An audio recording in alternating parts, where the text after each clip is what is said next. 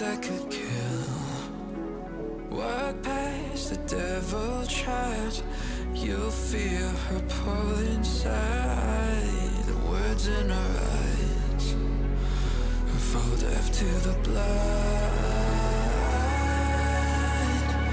Inside, the secrets you'd find, the secrets you'd find. Caught in desire, set up like a tripwire. Step in, she got you tight, trip wire.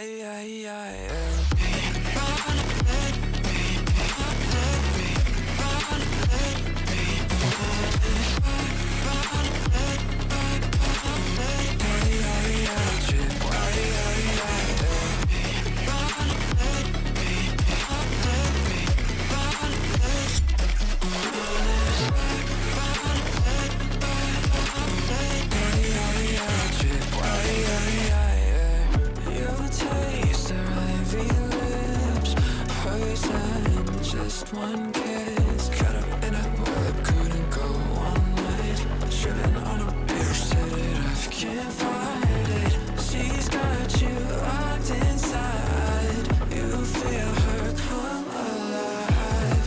Her body's so still now. She goes for the kill now. Caught in desire, set up like a tripwire. Step in, she got you tight, trip wire. Caught in desire, set up like a tripwire. When you step in, she got you tight, trip wire.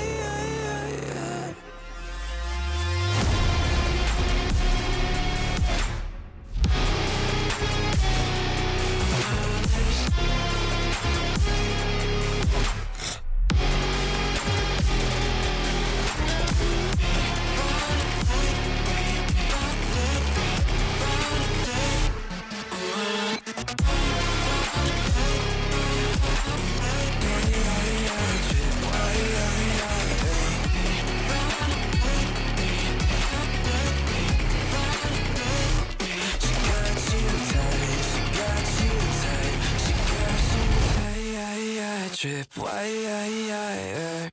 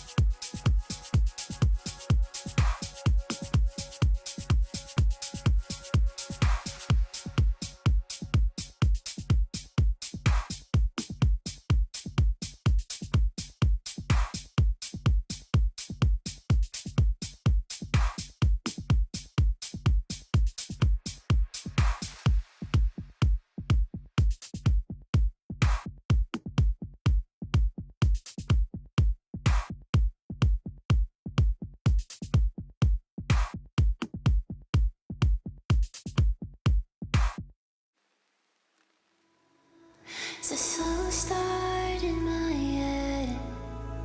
You came and went every night.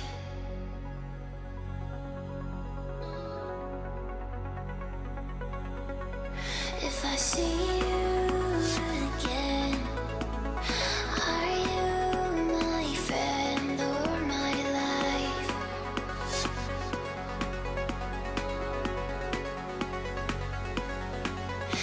It's often, I guess, I think you in my chest feels like,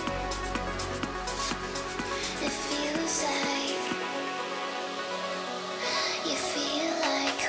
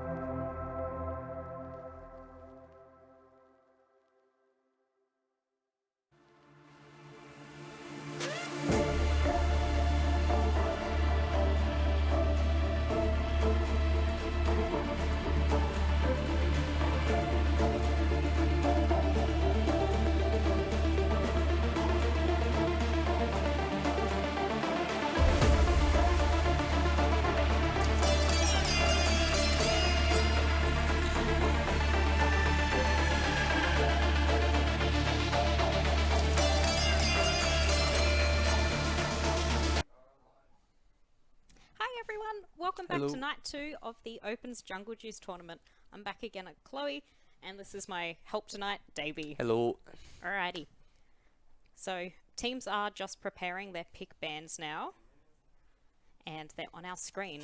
So looking in, we've already got 2 bans from blue side with the Vex and the Veigar, looking like they're banning out the mid lane HD Times, who is a Masters player.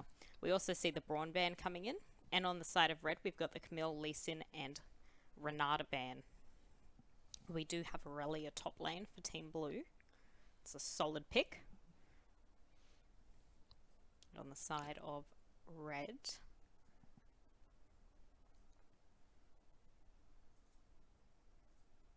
who's it going to be? Who are you expecting? I'm not too sure. Got to see who matches well into Aurelia if they choose to match the top laners. Absolutely.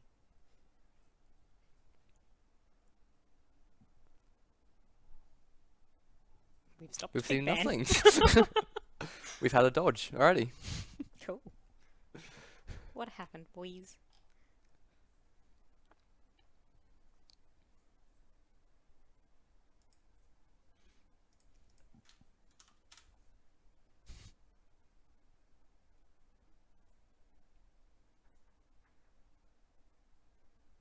Alrighty, so we're back into the draft now. Back into the draft for take 2.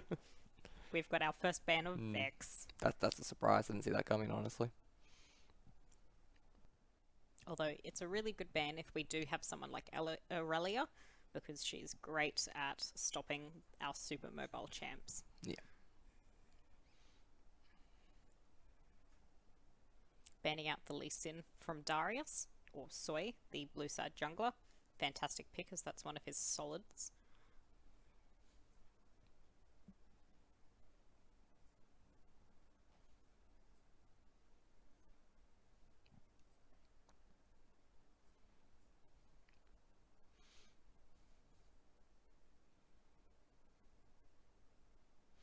Alrighty, so we got Vladimir top lane. Yep, so interesting because that could be played mid or top. So we got to see. Oh, and the Trundle as well. We've got the Trundle on ET. Fantastic performance from him last night on jungle. Very good pick to take that away from Soy. Now we see the Lilia and the Yasuo picked for the side of blue. Very exciting. We do have a Rammus mid lane. That'll be a fun match to watch into Yasuo. We've got the Jinx ban from Team 5. It's time to take away some of the ADCs. Yes.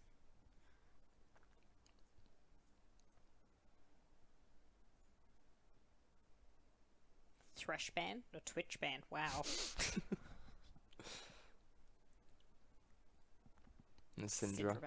Fantastic. Taking that away from HD Times.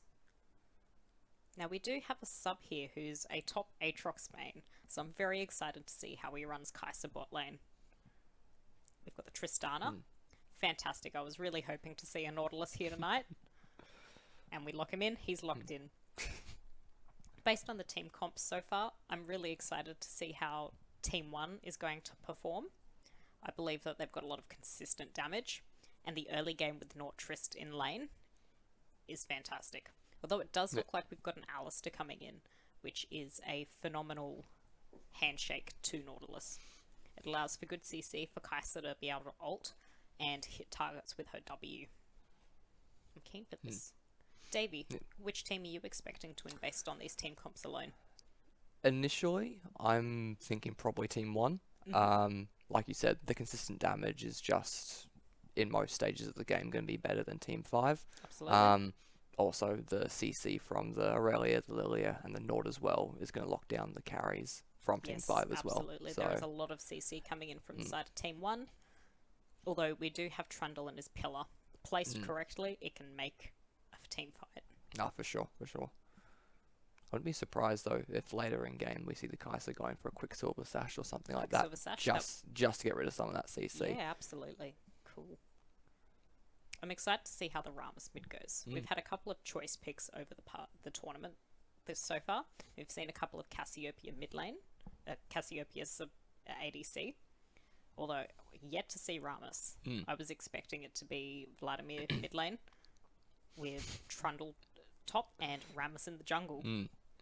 But it does not seem like that. It does not seem No. like that. You're absolutely right. So I feel like the Rams is going to be interesting because I think it's more just to lock down the Aurelia and the Yasuo. It's not going to be a massive damage source. No, you're absolutely right. It absolutely golden potential for roaming and ganks here early game. For I sure. hope to see that used effectively, especially with the TP and the ability to engage in on team fights. So it's interesting. We've also seen the cleanse from Yasuo as well, instead of We are something a bit seeing more the cleanse. aggressive. Yep. We're also seeing a no-heal bot lane on the side of red. We're taking Exhaust Ignite rather than heal. I'm guessing they're going to be trying to go in reasonably aggressive well, but they are recognizing that the Triss is a big threat. So Absolutely. The exhaust for the Tristana is vital into keeping the bot lane alive, honestly. yeah, Also interesting to see that the Aurelia is taking Ignite. I'm keen to see how that plays out. it's going to be interesting then early game with the Vlad if he can really push her out of lane, get the Absolutely. wave into a bad state for her, then they're going to be able to punish that. Absolutely. If Team 5 gets ahead, they've got massive snowball potential. However, so do Team 1.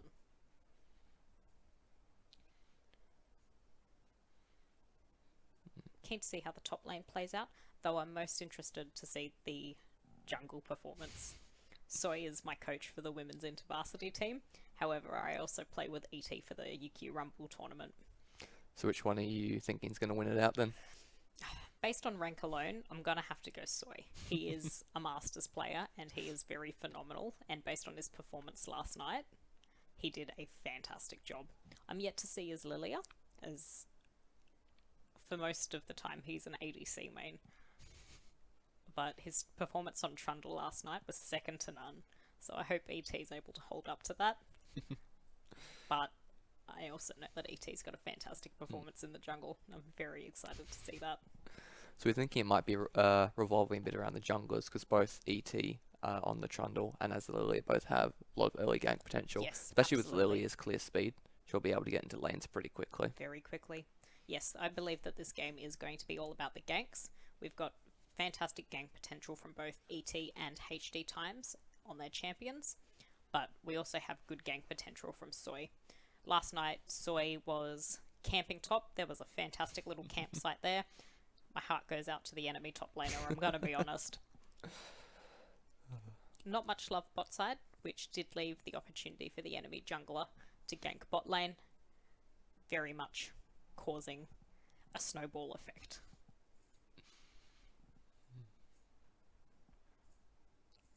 Alrighty, we're just loading into the game now. We've got a bunch of cute little skins coming out. We've got Prestige KDA All Out Kai'Sa. It's one of my favourites. We've also got Little Demon Tristana. What's your favourite skin? My favourite? The Nightbringer skin line is always... Nightbringer skin line's It's fantastic. nice and edgy. Alright, so we're expecting to see any level 1s from these teams, especially with the Nort. With the Nord, I'm hoping to see a invade, given Team 1's level 1 strength is phenomenal. That we've also got the hook. Do you think it'll be matched or spotted out by Team 5, or they're just going to With any assume bit normal of luck, positions? it'll be expected from the side of Team 5. Because it's... Hook champions are very notorious for going in and getting engages. Although see me in with the late Although- run out by the by the Yasuo and the Lilia. Yes, It's just going to be normal positions. normal positions, I believe so. Alright, we're looking at a 5-point.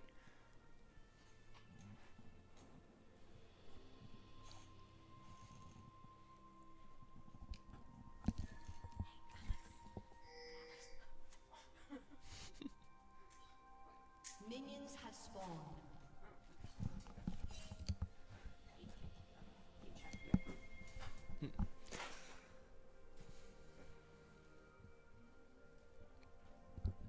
Alrighty, so we're seeing some pretty standard starting from both the junglers. Both seem to be starting from their red side. We might see the Trundle pathing down towards bot, potentially for an early gank, while we see the Lilia pathing upwards.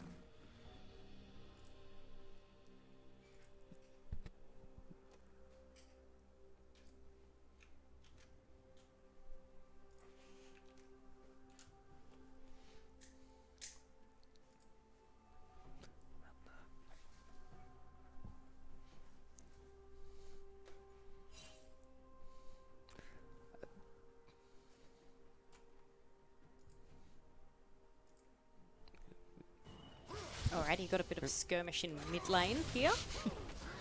We've got the early Okay. hook from the Nautilus onto the Alistair. However, that is countered.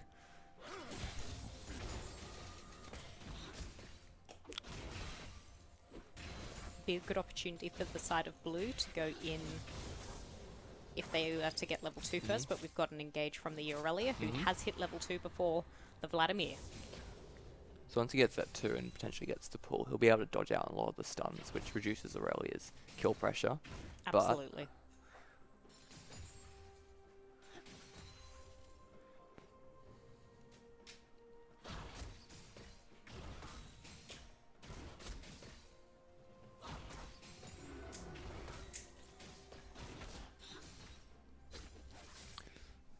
So everything pretty standard so far. Obviously More the skirmishing. Yasuo is coming going to have a mid-lane. bit more pressure over the Ooh, Rammus in we've terms got of the lane. engage onto the Tristana from the Alistair. However, there was no follow-up there. Got more dashing around by the Yasuo. We've got nice Nado coming up. So we can see once again there in the mid lane how the Rammus is just kind of keeping the Yasuo in check, not doing a bunch of damage, but just stopping him from scaling massively. We do have the side of red hitting level 3 first, as there's potential to go in and engage. We do have wave shoving in, getting early prio for the dragon. We do have ET getting scuttle bottom side, potentially preparing for a gank on mid. The Actually- Yasuo is sitting quite far up in the mid lane. I don't have any vision bot side, so or on the bottom side of those 2 brushes, so he could come in if he dashes in. We are preparing. First Pillar. pillar. Couple of smacks in. Not much follow up. Very little follow-up.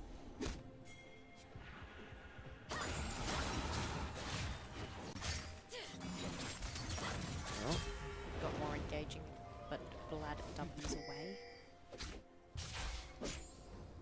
Looks like we're getting early prio in the mid lane for the dragon coming up in less than in 30 seconds. The Vladimir's falling very behind on CC in the top lane, getting poked out by the Aurelia. However, the Aurelia is low on mana. Two with his Q, Vlad will keep on sustaining throughout the lane, while Aurelia will have to back soon. The Ram's taking the town shot. Aurelia's aim to clear the wave. The dragon coming up in 5 seconds. We do have Lilia looking bot side though.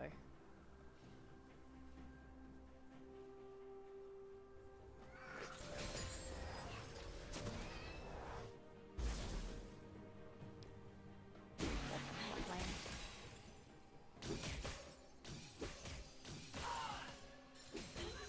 Yeah, the particles from Kaiser's skin is absolutely stunning.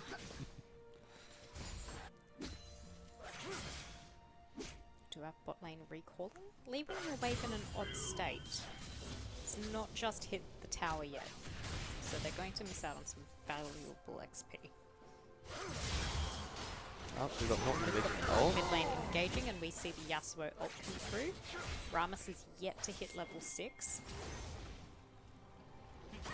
We've got the Aurelia coming up. Can but she Vlad does secure have the 6 kill? as well, so he's got that. Oh, he's used it, so it's going to be a bit more vulnerable for the next few minutes until that's up again. But as we could see, when the Nort was in the mid lane, even with the Yasuo, very little damage onto the Rammus, didn't have to blow any summoner spells to We get do out. have red side lurking on the dragon. Are we going to get them to do it, or are we at an I think they're going for a gank gank. engage? Let's see.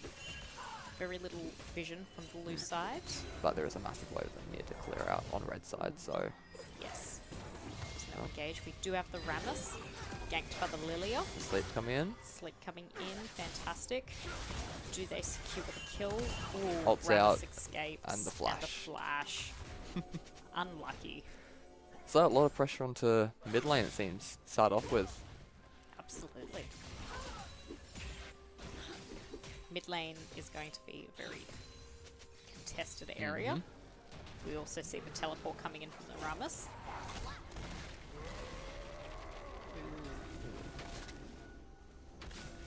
we've got the blue side invade onto the red jungle. Aurelia's moving down as well in case there wasn't any action. But then we see the bot lane moving up. Bot lane's moving up to mid lane. Are we going to have a jungle skirmish? We've got ET not hitting level 6 yet. We do have the Aurelia at level 7. So the lad's caught up a little bit in terms of the farm. It is sitting a bit behind her. And we'll get rush on the Oblivion Orb for him as well to kind of counter the... Lifesteal. Yeah. Fantastic.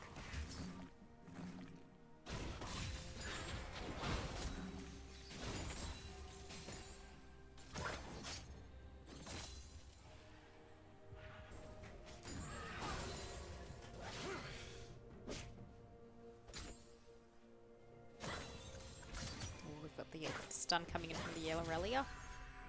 Dives in, takes some tower damage.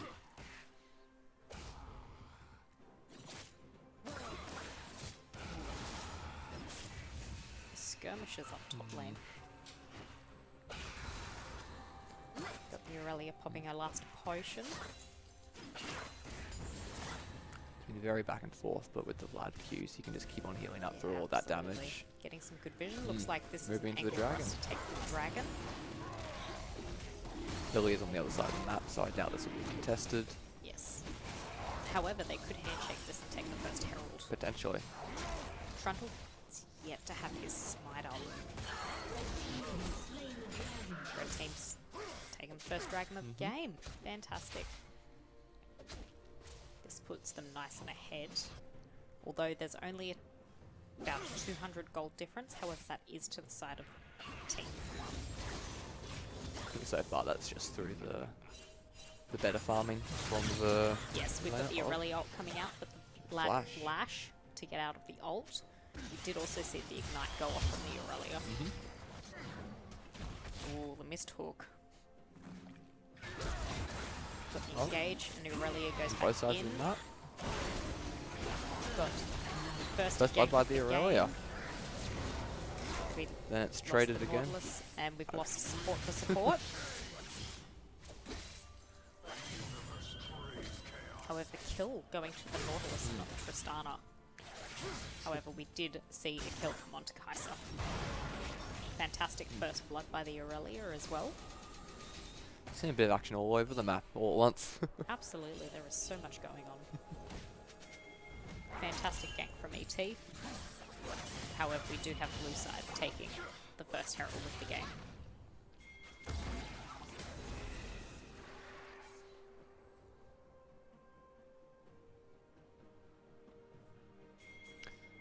So interesting, we've got the Bork rush from Aurelia, which is going to put a lot of pressure in lane Yes, against the absolutely. Vladimir. Bork If rush. he gets hit by that stun, going to be doing a lot of damage to him. It is our it's also our first completed item for the game. First blood also puts the Vlad much behind on CS. Ooh, I think Yasuo knows that there may have been a gank incoming. He's very closely hugging the tower. We've got the Nautilus roam through the jungle.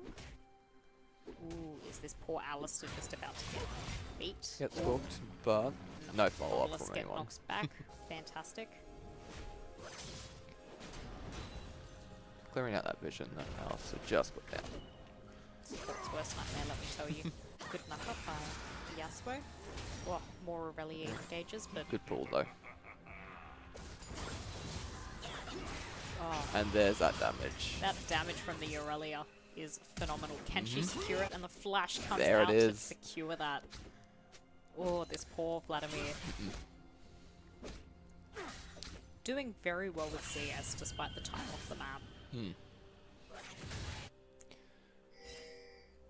Babysitting So- bushes. I love to see it.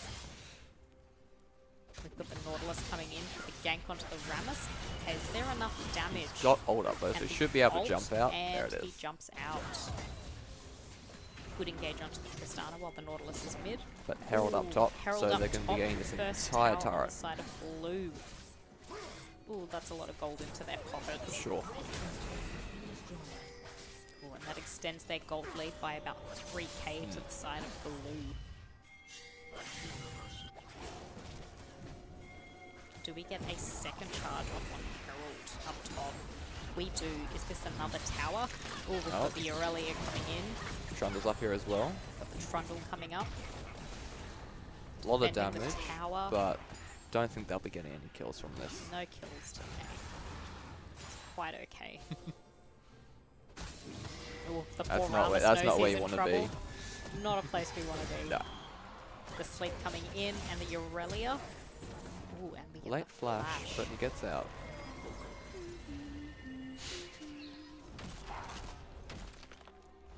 E.T. claiming back his jungle.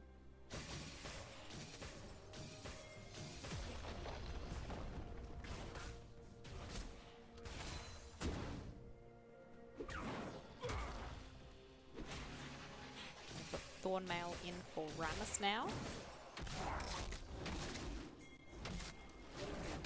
There are quite a few mythics pop up, so we've got the Leandry's on the Lilia so far, which is going to be good damage for her. Kraken Slayer finished by both the ADCs. Oh, Trundle's moving in. Rammus and the Nautilus and the Kai'Sa moving in. Ooh, fantastic knock up onto the Nautilus. Not just enough. Oh. We've got the ult and the hook coming in. Flash out. Oh, that was fantastic from the Lilia. And the Nautilus ult coming in and knocking up. Can we get the Rammus? Oh, we just missed out on the Rammus. But However, that was a fantastic 3-for-1 It for was. the side of blue. This Lilia is a force to be reckoned with. moving in, going for the second Drake. Aim for the second Drake to the side of blue. Gotta see if we're getting a cloud map or an ocean map. Yes, I'm excited to see it as well. What are you hoping it'll be? Cloud would be interesting just for the movement, and it is. It is fantastic. So, movement of the Lilia and the Aurelia all around the map is going to be putting so much more pressure onto all the lanes. What was that hook? Got the Nautilus with the buff. Fantastic.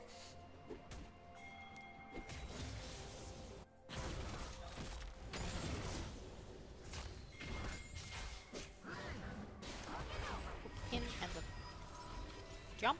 Fantastic. We do have the Yasuo bot lane now.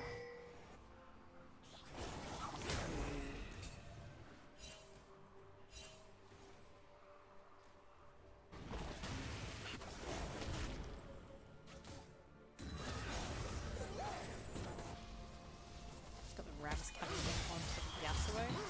Taunt. Ooh, the solid damage coming from him. See the Thornmail doing some work. Thornmail pays off.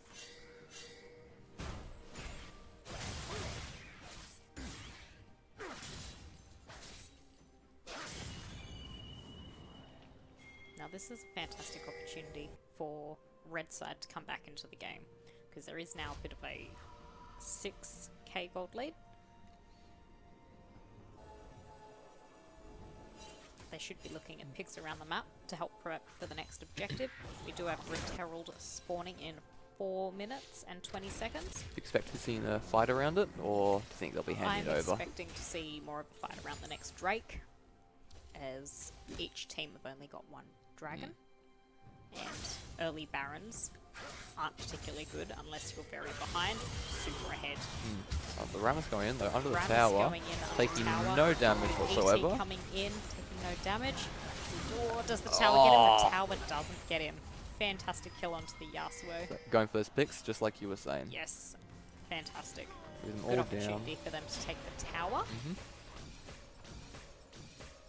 See, no one's contesting this, so Doesn't Kai'Sa look should like be able anyone's to get contesting. It the looks like entire it's tower. going to be a free tower.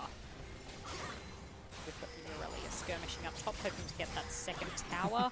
Dashing around so much, I'm not sure the tower knows what to do. Oh, We've the got ult's in. ult coming up. Did With we the- get to see the Ignite come out? We did. Ooh. Taking a lot. Oh, that's a Taking lot of tower damage. damage. So Rammus could chase it down, and We do he's going have for it. Rammus and the Alistair coming in. We've got the Aurelia Oh. stunning him. Ooh, we've got the Alistair Alistair flashing with the engaged. ignite, and he gets her. Enough to take it down. We do have the Tristana coming in with the Nautilus, and we've got the hook. It's going to be Is there enough traded. damage? There's sleep comes in from the Lilia. Fantastic. So, bit of a shutdown in the Aurelia. It's been unfortunate that went over to the Alistair, but shutdown's a shutdown. Shutdown's shutdown, you're right.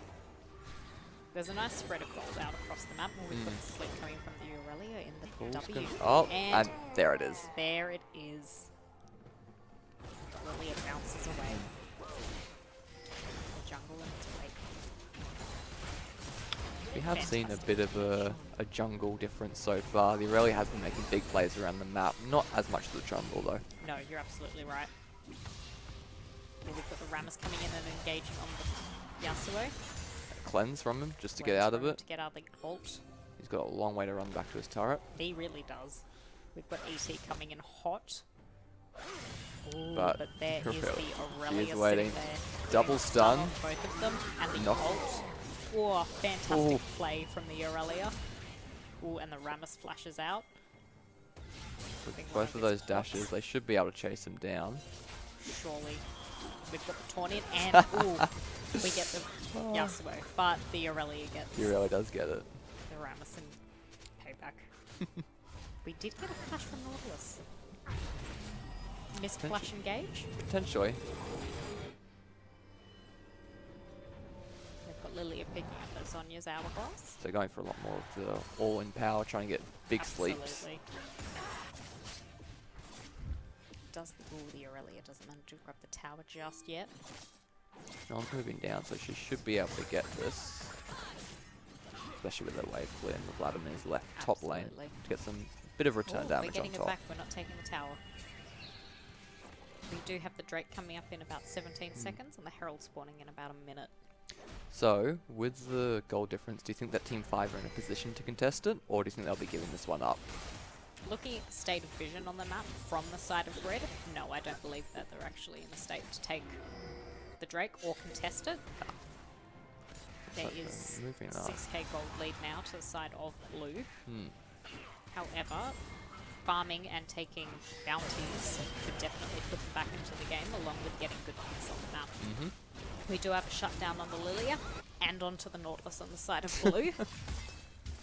We do have the Rammus going in on the Aurelia with ET by his side.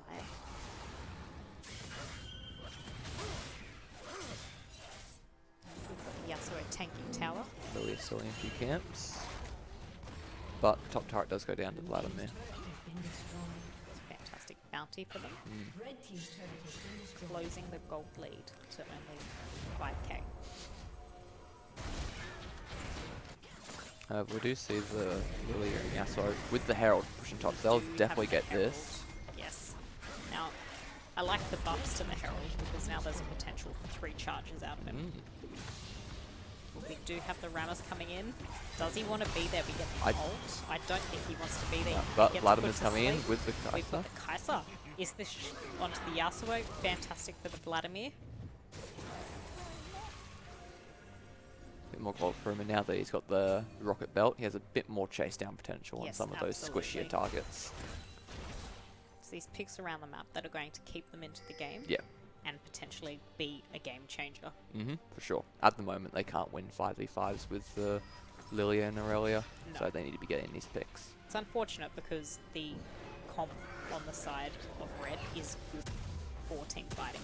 However, we do have Tristana with 2 completed items. Kai'Sa's in a similar state though. So Yes. between those two, it's fairly equal, but I It feel is like fairly the equal. difference in the other lanes is making it a bit harder for Yes, Team absolutely. 5. Team 5.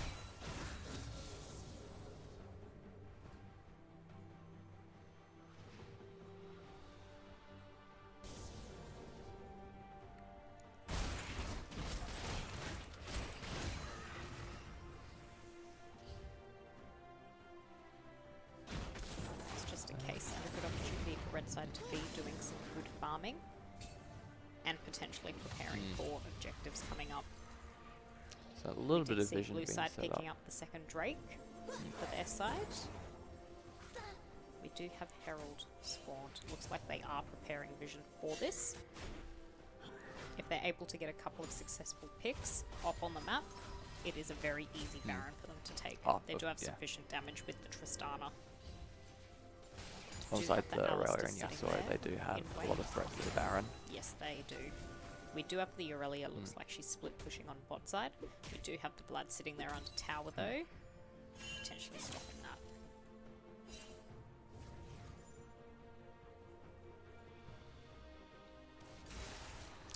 So I just realised that it looks like the Herald did get another charge on the bot side inhibitor tower. Fantastic. So if they're able to get that down, get the inhibitor, they have a lot more pressure on the Baron Yes. as well. And it means that the red side will need to choose between the safety of their base. But We got Kaiser's the being sleep, clawed out. got Kaiser caught out, however, makes it out. Change targets for Alistair, but he's going to be... Oh!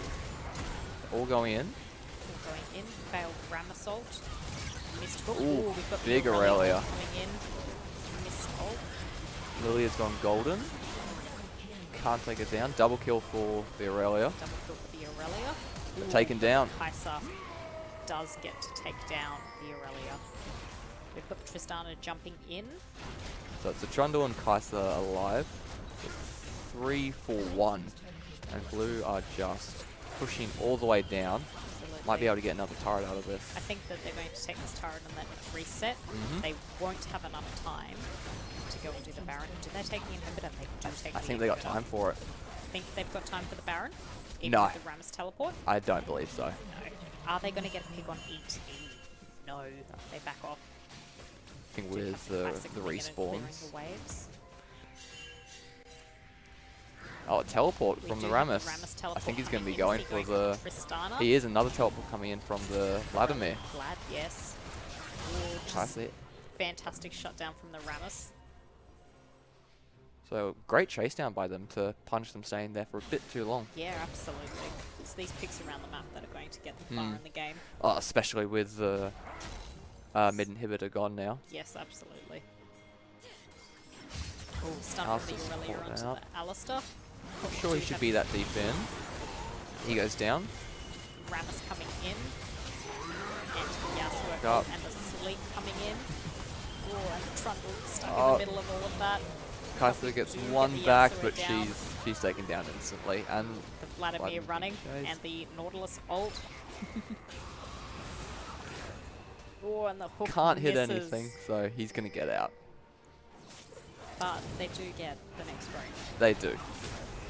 That was 4 down for one. 4 for 1. 4 for 1. So that's not ideal.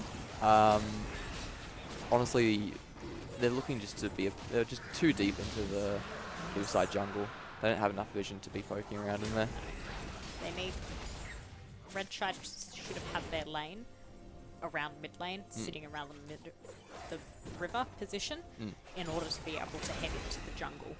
Need to make sure that the mid lane's got prio, so they're Yeah. focused on shoving that wave back out rather than seeing the biddies are in the jungle Yeah. to snack on. They were moving in very much just one at a time. Yes. Is this an angle for Baron? No, but just clearing Potentially. vision there. We still need to look at getting a pick to... Ooh, we've got the Aurelia ult coming But in. Rammus is coming in, and so Rammus- Vladimir should be fine. Ooh, and the Vladimir makes it out. And does the Rammus get the Aurelia? ET comes in. Trundle The should dash hopefully and get the this. Stun. Someone's got to and- get it. There it oh, is. There it is. Big shutdown, Big but shutdown. Baron's going down as that's happening. A decent amount of damage, but Kaiser and Alistair are moving in. But with the Tristana here, that is melting. We do have the classic clearing vision. And the And- Alistair setting more vision up. Oof, but the Tristana does secure the Baron. Taking down Alistair. But with the Rammus moving in, everyone. Rammus. Oh, So that's fantastic one down. Sleep coming in. ET. Oh, failed flash. And It's the a disaster. ET running out. Oh, the Rammus running out. Does he make it out in one piece? Yes. We did see the Yasuo go down though. So a lot going on. So the Lilia, Tristana, and Nautilus are the only ones with Baron buff. I think that's enough though for them. Oh, absolutely. It would have been nice to see the Aurelia with the Baron buff. I don't think the red team would have liked to have seen that. It seems like the Team 5 always just a bit too late to these sort of things Just to be a little contesting bit. them. That gold lead even higher now. So that's Now at we're looking at a 10k. 10k gold lead to the side of blue. I don't think there's much of an opportunity for the red side to come back from this. So if they were to, though, what would they need to do? Oh, they'd need to get the next objective. Not get picked off the map like it's happening right now. Good knockback. Good knockback.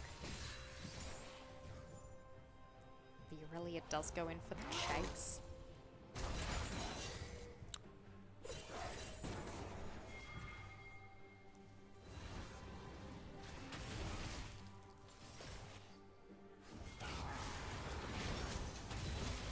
They got a bit of a push in top. They're not getting a whole lot of damage done down with the Baron buff. Stuff missing just. Red team's turret has been destroyed. Oh, Aurelia's pushing on the side map. They've got a 4-on-1 going on, so Team 5 have got to decide where they're going to defend because they can't afford to lose all inhibitors. They cannot. So I don't think it's going to happen. Rammus coming in, leaving Aurelia on her own. Although, Looks like they're going to try and lose collapse on Aurelia her. here. Oh, double sleep by Lilia. Big damage. Ooh, huge damage. That trundle. And the Nautilus gone. Oh no. The ult. Looks like that's going to be it. That looks like game. So a very, very one-sided match from start to finish. Fantastic game. Was. And so that is takes Team 1? Team 1 going to the finals. Now that game was very exciting. It was. It and I was. was very happy to see Team 1 winning. Because they had the Nautilus. Just because they had the Nautilus, I'm going to be honest. But that was fantastic performance from the Lilia. And the Yasuo, we had the powerful damage coming from the Tristana and the Naut, as I was expecting. As you were saying, we didn't see much damage coming from the Rammus early game. No. But once he got that Thorn Mail, he was an absolute unit. Yeah, the idea behind it was good. I think that if the Aurelia hadn't gotten so far ahead, it would have been able to shut her down very much, just from the fact that she's doing so much damage to herself. Yes. But unfortunately, unfortunately for Team 5, the Aurelia was playing incredibly. Yes, the performance from the Aurelia was fantastic. Especially against the Vladimir. Yes, I was not expecting that matchup to work in the favour of Aurelia. No, well, the whole thing is that the pool should be able to dodge out from the stuns and all that. Yeah, absolutely. But he keeps on going in after that, and so the Aurelia can come back in as well. Yes. And then as soon as she got the early balk, it was game over for top side. For top lane, yes, unfortunately. Yeah. Fantastic to see the Lilia also building stacks on Medjai's. I was excited for that. It was a very, very high always damage. Phenomenal performance from Soy. And my expectations are always blown out of the water. Given he's an ADC main, I was expecting his jungle to be okay. And then he pulled out his Trundle last night, and I was like, whoa, that's amazing. And then pulled out Lilia as well. Had Phenomenal. a lot more pressure around the map than the Trundle did. Absolutely. Although he did tend to camp bot side. Top side, I mean, more than he did bot side. Leaving ET to have a couple of fantastic ganks in the bot lane. Oh, for sure. Good handshakes throughout, with the first objective on the map going to red side. However, blue did just have that advantage, particularly with the Aurelia top side. Yeah. What do you think red side could have done to be able to bring themselves back into the game? I think honestly it was more about slowing down the pace in top side, because the Aurelia was the main powerhouse of blue side. Game, so bringing Trundle up a few times, really trying to shut her down, especially with the fact that she didn't have teleport. Try and get some bad recall so you can get the wave in a bad space where you can get the good turret damage and all that. Absolutely. But there was really no pressure for the Aurelia for most of the game. Yes.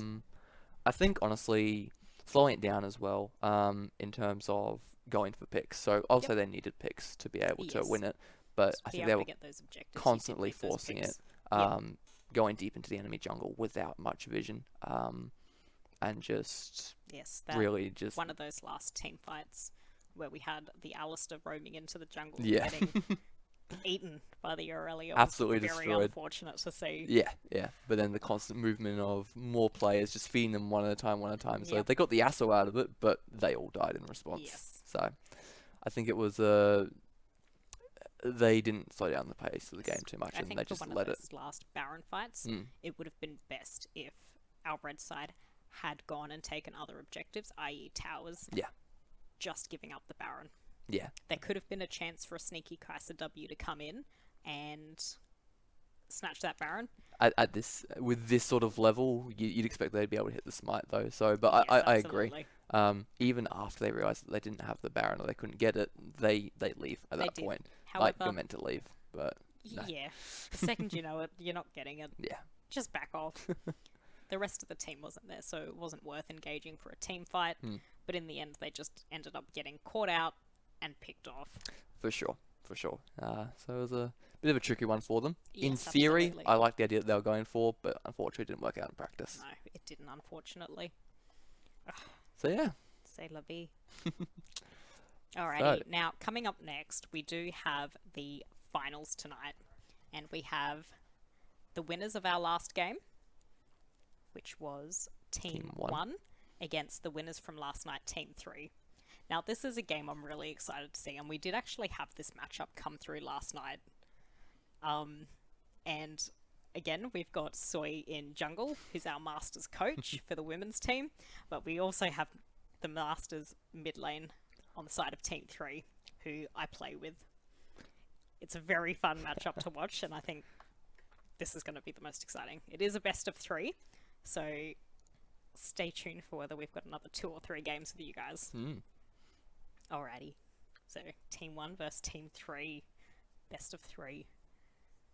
What are we expecting to see? Well, I guess you know the players a bit better than I do, but honestly, if it's the Masters mid versus the Masters jungle, it's going to be who can put more pressure in their lanes. Yeah, absolutely. We do have Misaki constantly getting early game kills. Her pocket pick of Ezreal, phenomenal. I'm expecting to see... Let's do that. We'll go through some team rosters. Alright, let's have a look at the roster for Team 1. So, we've got Kai, Soy, Dwelled, Genia, and Blaze. Now, on the screen here, we've got our mains. We did see the Lee Sin banned out last game. However, we also need to be careful of his Lilia and his Trundle. So, it'll be tricky to see and tricky to pick what we get. So a lot of threats from that. There's so a lot of threats. you expect most of the bans to come through to be towards jungle top again? Yeah, absolutely. I'm expecting to see a lot of jungle bans. I'm also expecting to see probably a couple of top bans. Do you think after the Aurelia gameplay of last game, do you think that's going to be a potential ban, or...? That should definitely be a ban. The Riven, coming from Takai though, is also incredibly cracked. And all of these players are fantastic. So all of their mains, and I'm expecting to see all 5 of these banned. All 5 of these should ban. We did see the Lee Sin banned last game. We also saw the Syndra banned last game. It was exciting to see the Nautilus. Although, the Tristana should also be considered next game. We did see the Kai'Sa taken off Genia last game by the other side. Though, moving over to Team 3's roster, we do have Invincible Noxus, Arculentos, Misaki, Shy, and Miro. Ooh. This is a fantastic team comp. Last night, we got to watch Arculentos play a fantastic game on Rek'Sai. So I'm really hoping he pulls this out again and does what he does best, snowballing their team into a phenomenal victory. Misaki, her Ahri is incredible. She's also really known for her Ezreal mid, she runs AD, and Akali. Depending on how the team comp goes, I think Ahri is almost definitely going to be banned, and we might also end up seeing an Akali ban. Just looking at the 2 different team compositions, and they're very, very different in how they want to play the game Yeah, out. absolutely. The Riven Lee Sin, they want to go all in, be right in your face, and this team is basically all of them heavy poke champions. Yes. So it'll be interesting to see, depending on what bans are put into place, how these two teams might adapt their style or change it up depending on what champions are available for them. Yeah, absolutely. Depending on how the team comps go, if we are looking at an all-in versus poke comp, I am expecting the poke comp to win. Mm-hmm. Just as if we've got our heavy engaged, like our Leona, our Nautilus, our Pike, Thresh, Alistair in the bot lane, if they get poked out, they cannot engage. For sure. I think the counter argument to that, though, is if we see something like the Aurelia again, with the high damage and being able to really get into the back line, absolutely bursting down the Caitlyn before she can really do anything. But the level CC from this sort of team composition of Team 3 would put a stop to that. So Yes, absolutely. I think it revolves down to technical skills, how well they can play out their composition. Yes, definitely.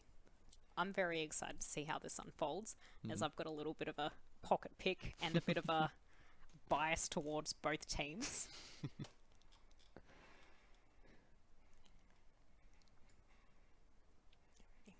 With any bit of luck, we will have our teams doing pick ban soon. Although, has anyone in the chat done the LOL today? I'm very excited to do this tonight. I've been sitting there itching all day like, come on, I can't wait to do it tonight. Do I do a sneaky one? Oh. One of my friends introduced it to me and it's become like a daily ritual. I can't do my day without it. However, they have just updated and we've got the new Udyr, Belveth, and someone else new that's come in. I should know this, honestly. Oh.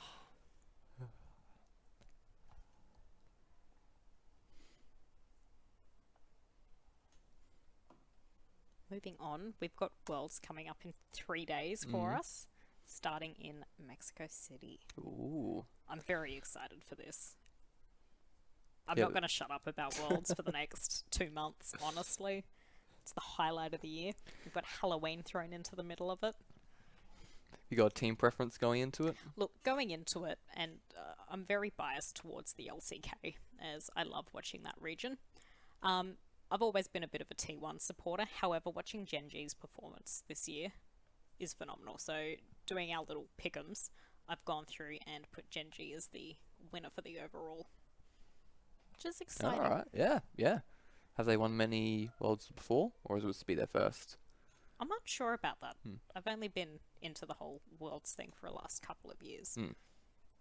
Although I'm expecting to see some new champs coming out this year with the meta.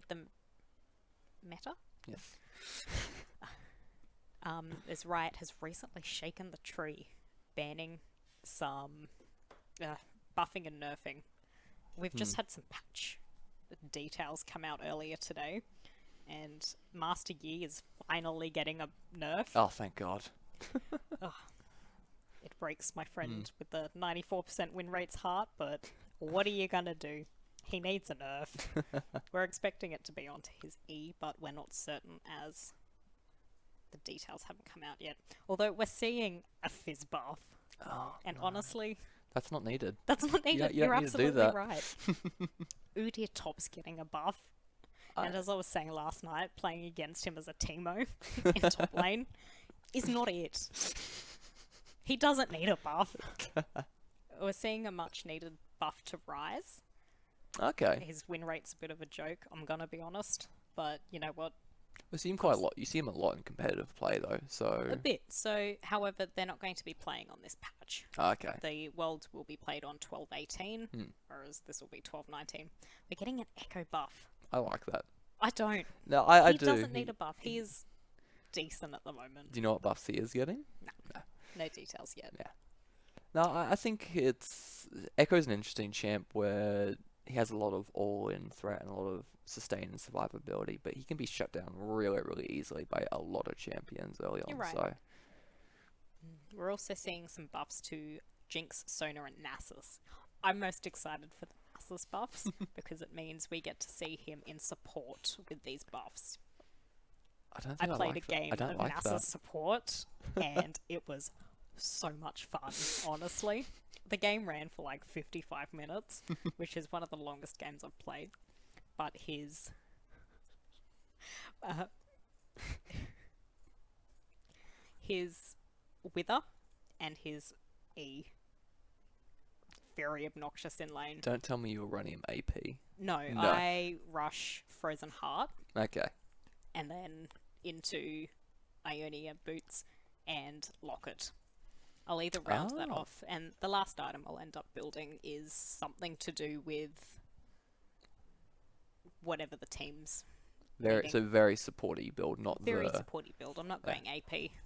No, I had a moment of weakness where I was like, teehee. I build Leandri. It's like, nah, we go Locket. But it's fantastic into a comp where the enemy ADC relies on attack speed. Because you've got your circle, which takes up to scaling up to 45% armor reduction, and then the Wither reducing attack speed and movement speed. Be very impressive in lane. I would Very feel. impressive in lane. I played along with a Tristana, and we were able just to lock them down and burst them out. Yeah, yeah. Although we are seeing nerfs to Rek'Sai as well, which I honestly didn't think were needed. She's not a hugely played champion, so I thought we would have almost been seeing the opposite. I guess it's more. I feel like a lot of buffs and nerfs are revolving around pro play. So Yeah, in absolutely. solo queue, no, you don't see Rek'Sai very much, but you do see her being reasonably used within pro play. Fantastic. Syndra's also getting her adjustment, which I'm excited to see. What's They've that? changed up her passive, and she collects splinters now All to right. help build her up. I'm not completely sure on all the details of it, but she is getting a little rework. I think that does make sense because her passive is essentially useless until you get one of your spells up to max rank. Yeah. So I think that's like level 9 or something. 9's the earliest that you can have a max. So ability up. I think that's needed because otherwise like she doesn't have a passive until level 9. Yeah, I'm keen to see how it goes. I'll be honest, I didn't think that she needed much of a rework because I really love playing her and it's fun to play as her. Oh, she is fun, yeah. Yeah, so I'm curious to see how this will end up going. Although I'll be honest, with a lot of the reworks or mini reworks over the past few months or years, I've been pretty happy with how they've gone down. Yeah, the Ari one that happened not too long ago was good. Changes to Swain I thought were pretty nice as well. Hate the Udyr changes, I'm gonna be honest. No. He was a menace. But he had a 5% play rate before that. He was one of those forgotten champions. Yeah. And sometimes we have those. Yes, but Although then you can- Talia's rework was good. yeah. It's nice to see her a bit more. And the fact that she can be played in so many roles, she can be played in jungle, mid, and support. Yeah, I think it's good for champions to have that that diversity because otherwise you get them stuck to one role and so they can Yeah. only go through one build path or anything like that. It becomes very boring to play against them no, or no, as them. you're absolutely right. I do miss Nautilus jungle. That's something I want to see again. I think you are one of the only people that misses Nautilus jungle. I just miss Nautilus.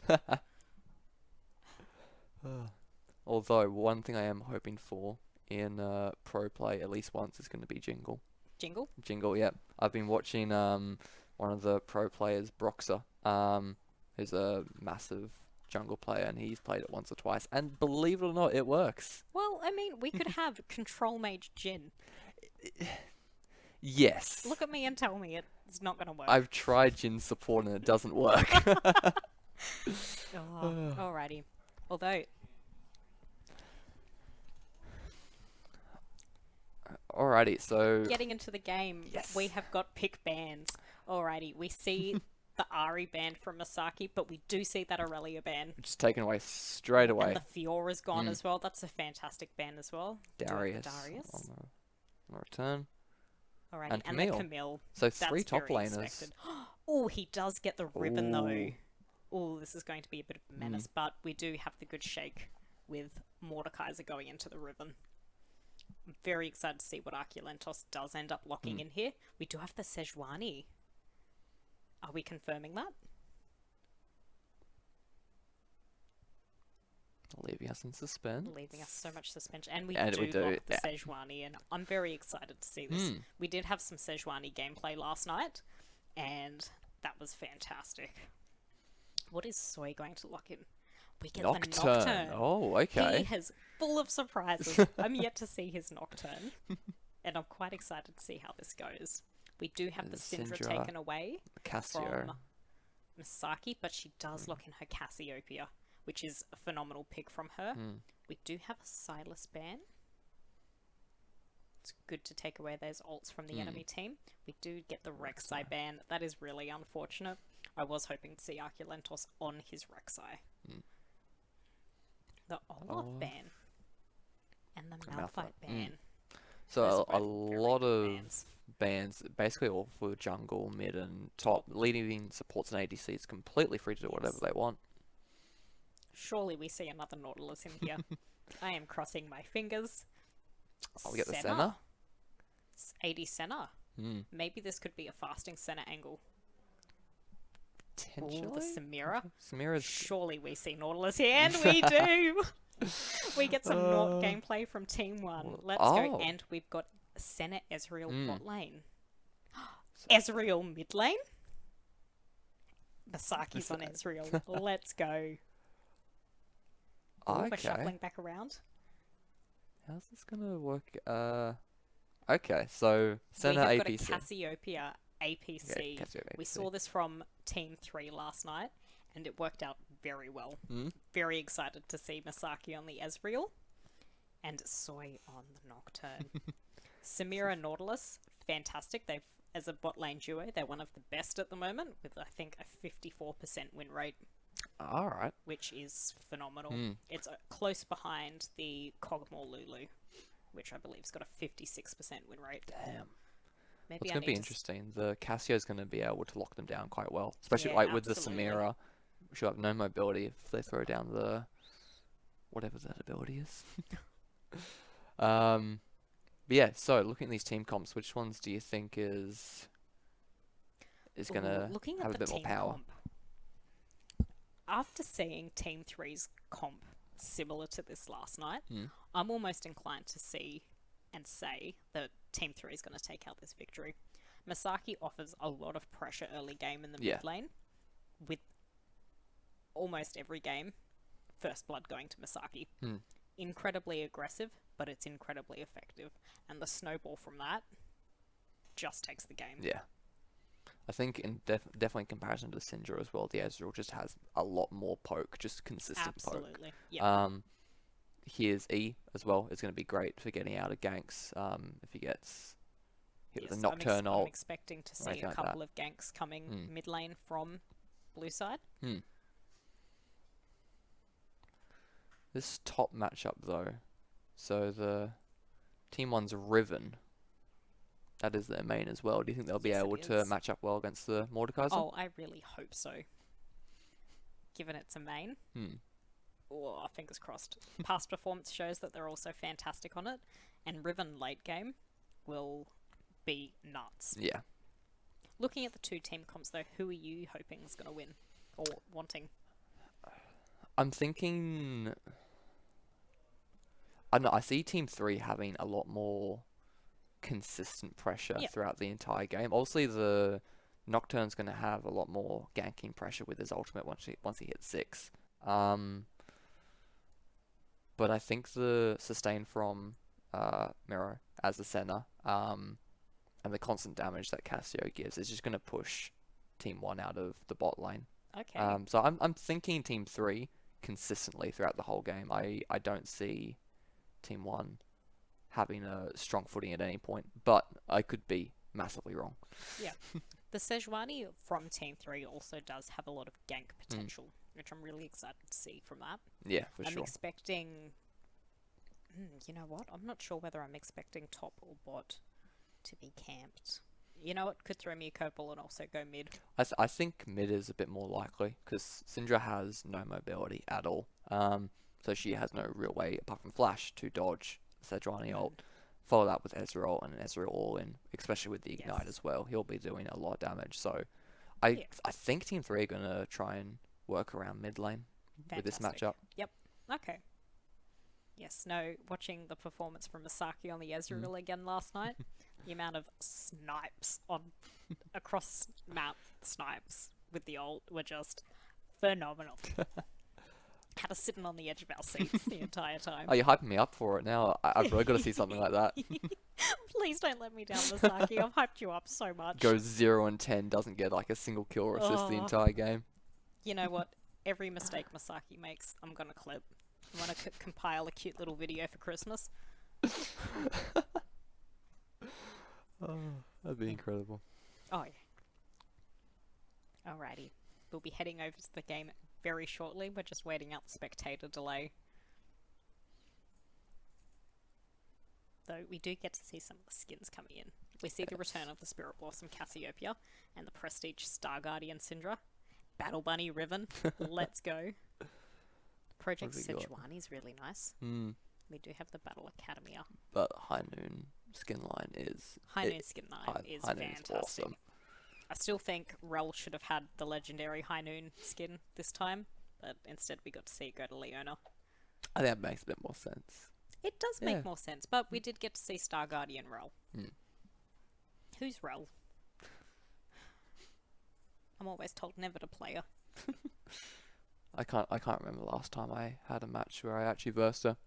So, once again, one of those kind of forgotten champions. Yes, absolutely. Alrighty, let's head to the Rift. Alright. So, once again, pretty standard setup. No crazy invades or anything, which is a bit disappointing. Yes, although, what's happening topside? Are we getting a bit of a sneak in by the Nocturne and Riven? They've placed a bit of vision, so they will Have spot they? him out if he tries to move in. Interesting hook. Interesting hook, yep. But you know what? Minions have spawned. So it does seem like that blue is going to go for something of a late invade, if possible. Late invade, potentially.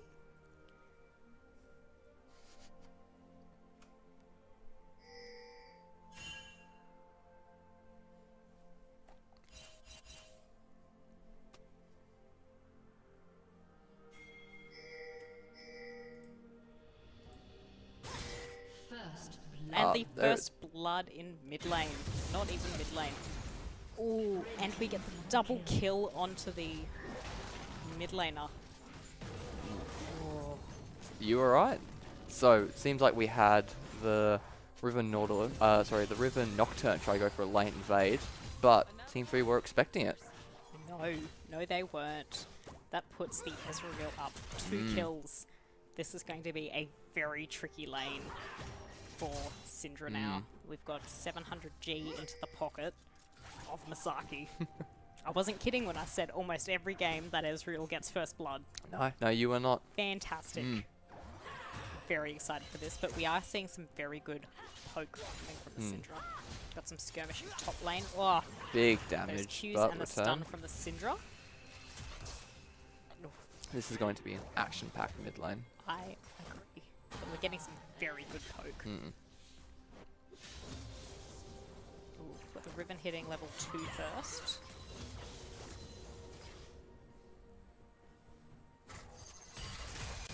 Masaki going in, but they get stun from Syndra. Gets the ignite out from The Ezreal. Ezreal. Nothing follow-up.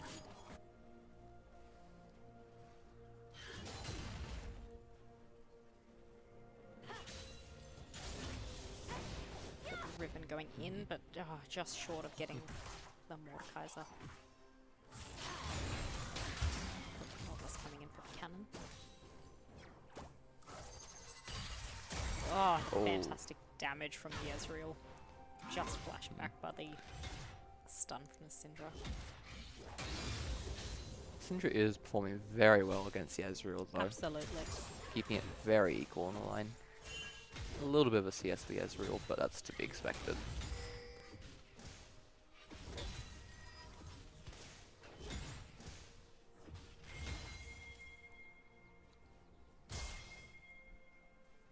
We do have the Sejuani sitting mid. We've got bot lane moving up from both sides. Don't have another dragon. No. Minute. I don't know what they're moving around. potentially a big bottom scuttle. Because we have got the first one going to the side of blue. Got the Cass clearing out some vision.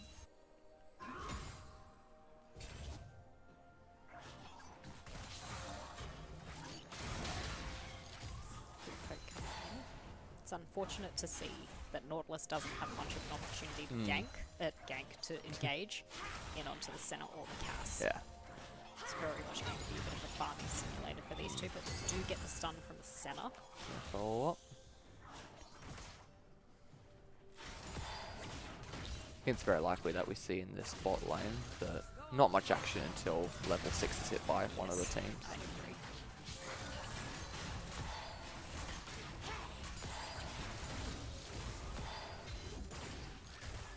Well, we do have Nocturne sitting bot. Is this an opportunity for a gank? No, because it looks like both AD and the sub red are backing.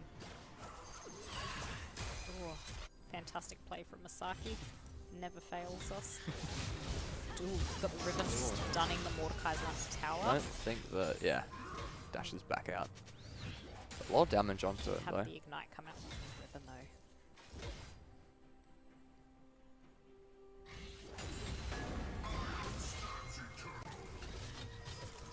We do have the Sejuani sitting top, but I think Riven's identified, but is this an angle for a dive?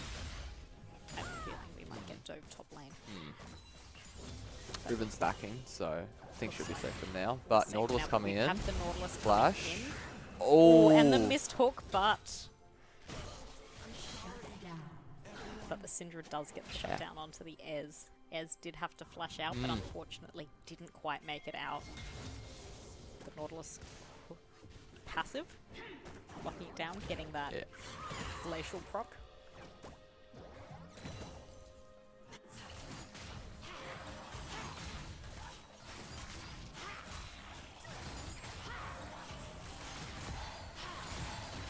We do have Nautilus sitting there. Is this hook to come back in, or do we do get the center route though?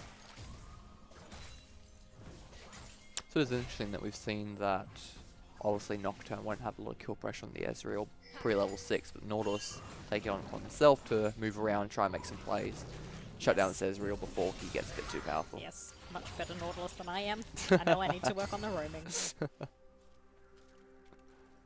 So we get a lot of them hovering around bot side, potentially looking for this dragon. Straight, yes.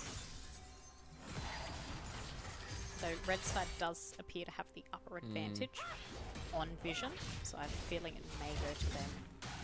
We have another skirmish top lane. Yes, as expected, we do have a red side taking the first objective. Very nice. I'm yet to see much Nocturne around the map. He is a little behind on CS as well, but we've seen a lot more of Sejuani on the map, actively looking for ganks. However, apart from that initial level 1 fight, not much action from either of them in either lane, so I think they are both trying to get to that level 6 mark, 'cause that's where they get the big pound spikes and they're able to make a real difference in it, in the lanes. Absolutely. This Mordekaiser is so tanky. Oh, he's going for the full tank build as well, so I think they're recognizing that the Ezreal, Cassio, they're going to be the main damage dealers, and between the Sejuani and the Morg, they'll be the tanks. Which I think will be good considering Team 1's composition. Much love, Choigan. I do love my Nautilus.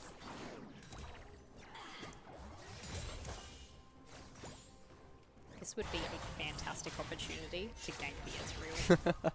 Although Nocturne is still Oh, hook in. We've got the hook in and the engage, but the Cassio ult That was big. stops that. That was a fantastic engage from Blaze.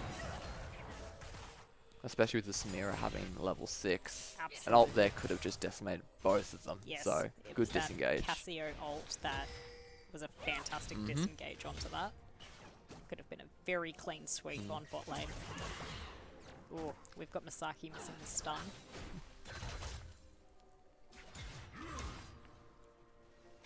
Another good gank opportunity top lane. Mordekaiser is pushing himself in. Though he does have a Yeah. massive wave crashing into tower. We've got the invade, which is very quickly decided against. Very wise choice, because we do have the Senna lurking nearby. It's Riven. He kept under tower a lot, but like she's keeping pretty even with the Maud so far. Doing very well. About 10 CS down. We do have a K gold lead to the side of Team 3. And that'll come from Dragon and coming. However, Team 1 is doing a fantastic job of keeping on top of that and not falling too far behind. Oh, We've got the Nord coming in. Nord but Nocturne. The Samira was grounded, but we do have the Nocturnal coming in. And That's one we get down. Shy down. All but the stun from the turn. Sejuani ult. The Syndra's moving in, but a lot of damage onto Flashing Nautilus. in. Is there enough Oh. damage? And the Oh, ult taking out the Sejuani. Fantastic play from blue side. It's a 1-2. The side of blue losing their Samira, but taking out the support and the jungle in the process. So it looked good for Team 3 after they got the Samira, but the collapse in from the Syndra just did it. really solidified it. That really did. But we do have the Saki punishing by taking 2 turret plates. We do have the Samira coming back mid lane to reclaim some territory. So despite the play, only a what was that? 400 gold lead, 400-500 gold lead for Team 3. So despite the play, not a massive change in gold.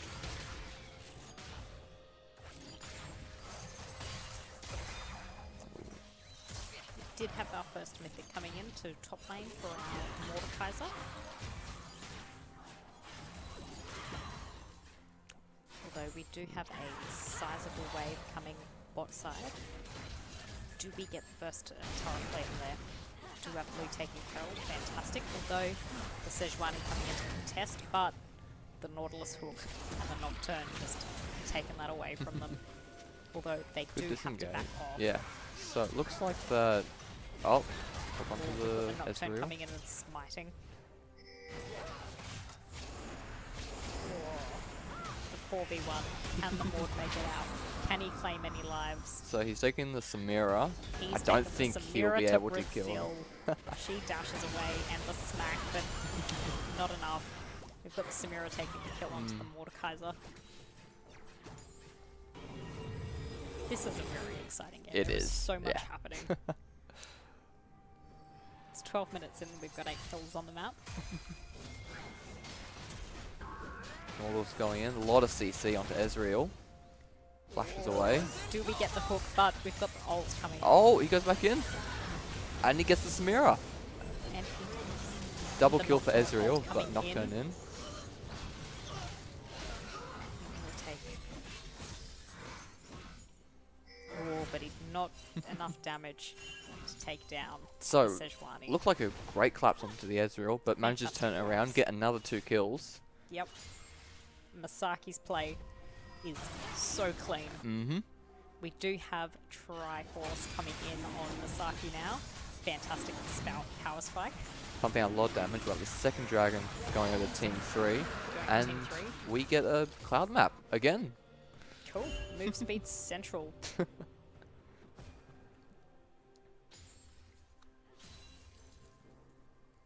Little pockets of wind throughout the map. I don't think are going to make as much of a difference in this game as they did in the last game. I agree. But the extra movement speed after ulting will be good, especially for the Nocturne, Riven, and Samira. The damage. Getting a gank top lane. The ignite comes out from the Riven. But And smack, but there's he's too just tanky. too tanky. We've got Leandri's coming in for the cast now. Very exciting.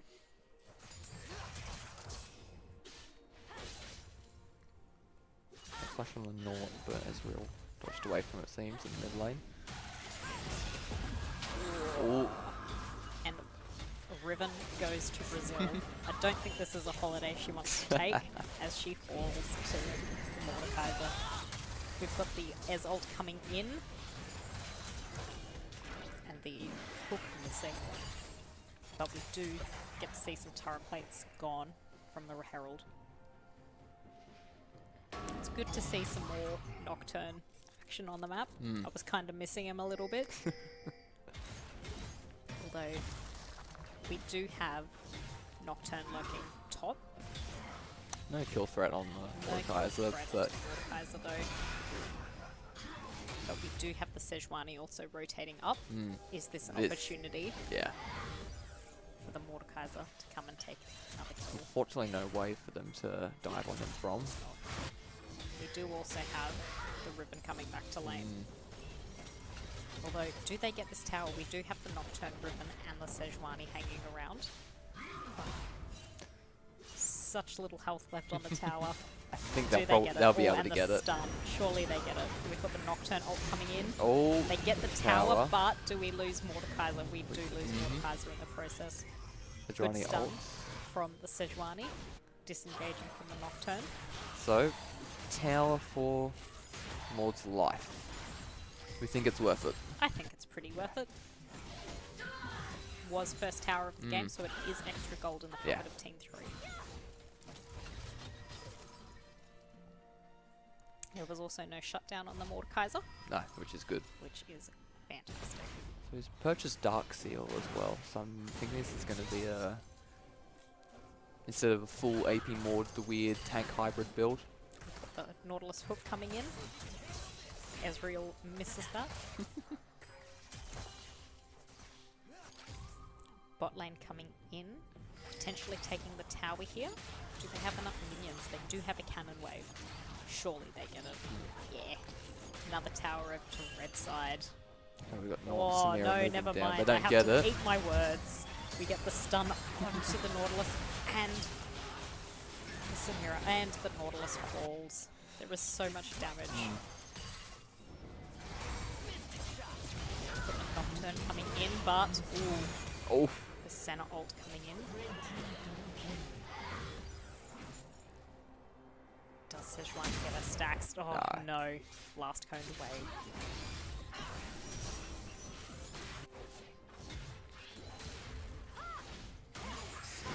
action's definitely picked up in the past few minutes. We've got a Absolutely. 2.5k gold lead for Team 3. Seems like they are slowly running away with this one. Yes. Masaki never fails me.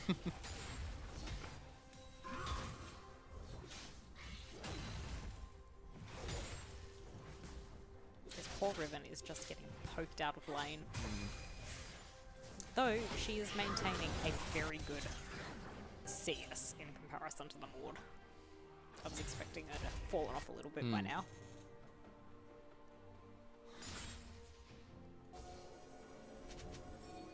We do have the Drake coming up in about 35 seconds. Though there's very little vision around it. Yeah. I think it's possible for Blue to be able to take this if they're able to get a pig onto the map. I think they've moved into the river a lot earlier than Team 3 have. That they have. Hopefully it means they're going to be setting up some vision shortly. We do have one blue ward in the pit. We are clearing this control ward as well. Although Sejuani is coming and undoing all of that work. But I'm sure Nautilus has just put into setting up. Support's worst nightmare, let me tell you. We've got the... So Mord's moving down from top. Nezreal Sejuani are hanging around in mid. So it looks like they might be able to collapse if they choose to. Potentially. Oh, we've got the Saki ult coming in, but Dragon wasn't quite low enough to be able to steal. Oh, we've got the Nautilus ult and the Nocturne ult coming in, but we've Big got damage Cassio. onto them. But Oh, Nocturne goes down, so there's the Nautilus. down. Samira taking that. Oh, Samira jumping into the middle of them, but not enough damage just yet to 1v3 them. so Triple kill onto Masaki. My goodness. So it's a 4 for 2. It looked like it was a good pick onto the Team 3's bot lane, but Absolutely. once again, Cassio ult just giving them a lot of space to work around and getting the picks. Absolutely. Triple kill onto from the Ezreal. Oh, now with a 600 gold lead. 600 gold shutdown. See, that's why the Highness skin's the best. Blue So- team is in tatters at the moment. You're absolutely right, Snake. Now, one thing that does worry me though is that all of the gold is sitting on the Ezreal. Yes. Yeah. If blue team are able to get a shutdown onto the Ezreal, that could potentially be a game changer. Oh, for sure. We are looking at about a 4 to 5k gold lead at this point, and with someone getting a healthy 1,000 gold on the Ezreal, if shut down, that is a bit of a game changer. No, I agree. I'd like to see that gold going to either the Syndra or the Samira. Yeah. At the moment, the Ezreal is basically the only real damage source on the Yes. team. Cassio has no kills at the moment. Although, 2 items, so a decent amount. But they get onto the... Flash in, and the Nocturne ult, taking... Ooh. Oh. Got the Nautilus ult coming in on the Cassiopeia, and... Ooh, makes it out. Flash out and doesn't like diving it. And now it's the clap from Team 3. Coming in onto the Samira. Oh, Another Masaki, one. You never fail me. Or the Oh, Nautilus miss. hook mix onto the tail. Oh, Masaki, let's go. 9 and 2 at the moment. 20 minutes in, and they're moving towards the Baron. Early Baron, alrighty. I'm excited to see this. I'm not generally a huge fan of early Baron, but there is such little pressure. So from the blue Syndra's side at the moment. TPing in. We've got Syndra TP in, but we do have the Nocturne. Oh. We've got Masaki taking out the Nocturne. It doesn't Oh, matter. Doesn't it matter. does not matter. So they got them away from the Baron, but it's another 2 kills for the Ezreal. 11 and 2 at the moment. Phenomenal. There is very little that can be done here. Yeah. We do have the Nocturne that is falling very behind. Unfortunate to see, as I was expecting grand things. But yes. There aren't very many squishies on the team, and making Nocturne relatively poor up against the Sejuani and the Mordekaiser. We do have 2 stacks on the Dark Seal for the Mordekaiser. See if I can see the rest.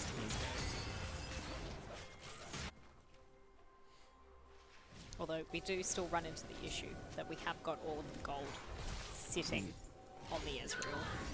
And you know what? I hope it stays that way. Masaki's gameplay always makes me so excited. See, it is the issue. If they shut down the Ezreal, then Team 3 don't really have that much damage. But they can't shut down the Ezreal at the moment. They cannot. Though we do have all the hook going in, but it's... The Arcane Shift moves them out. Yeah. Good buffer by Masaki. Super clean plays.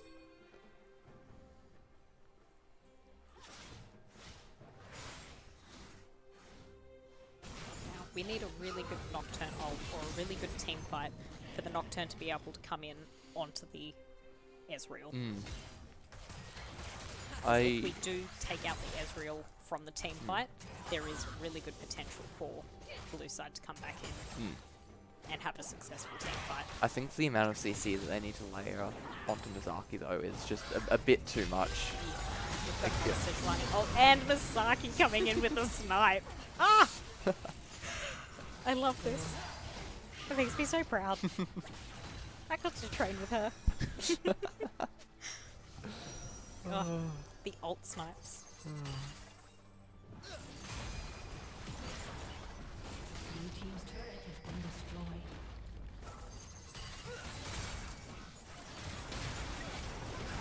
We've got the Nocturne ult coming in. Did we get didn't get that in, but we did get the Cassio down. We see the ult from Shy is so Senna coming out. they get the did lose Cassio, the but that's Syndra. about it. We did get the Cassio. All in all, a successful team fight, I'd say. We do have a lot of them low, meaning they do need to back, leaving the Baron minions to take this tower. Unfortunately, Nort doesn't have a lot of wave clear, so I'll take that out, but then it seems like they'll back We've off. got another ult coming in from Masaki. Do we pick up another snipe? Oh, unfortunately not. Alright, so we got the next Drake coming in Do have the about next 5 5 seconds. seconds.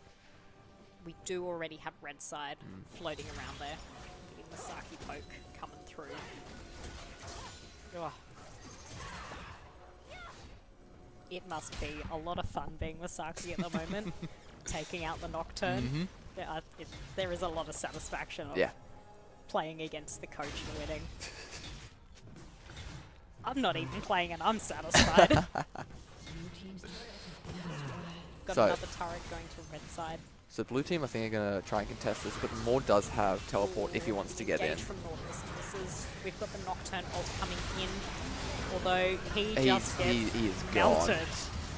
Oh, Cassio coming in. The Ezreal ult, not claiming any kills there. Oh, Masaki coming in. The Nort hook. A triple kill. So that's a very clean ace. Very clean ace. For Team 3. Triple kill from Masaki and Cloud Soul. Now, we've got about 30 seconds on our cooldown. Do we think this is enough time to end the game? I think they can. They got a We minion do have wave a coming minion in. wave coming in, yes. However, we have lost our Baron buff on that. I There don't is think a there's enough time. substantial 12k gold lead. Oh. And we end the game here. This is a fantastic performance by the side of... Oh, Just gotta Masaki take just it down that one more last time. Kill. Fantastic That was performance. an absolutely incredible game by That was Team an 3. exciting game. And this is what I expect from my Masters mid laner and my coach. We see Mizaki with 18 Going takedowns.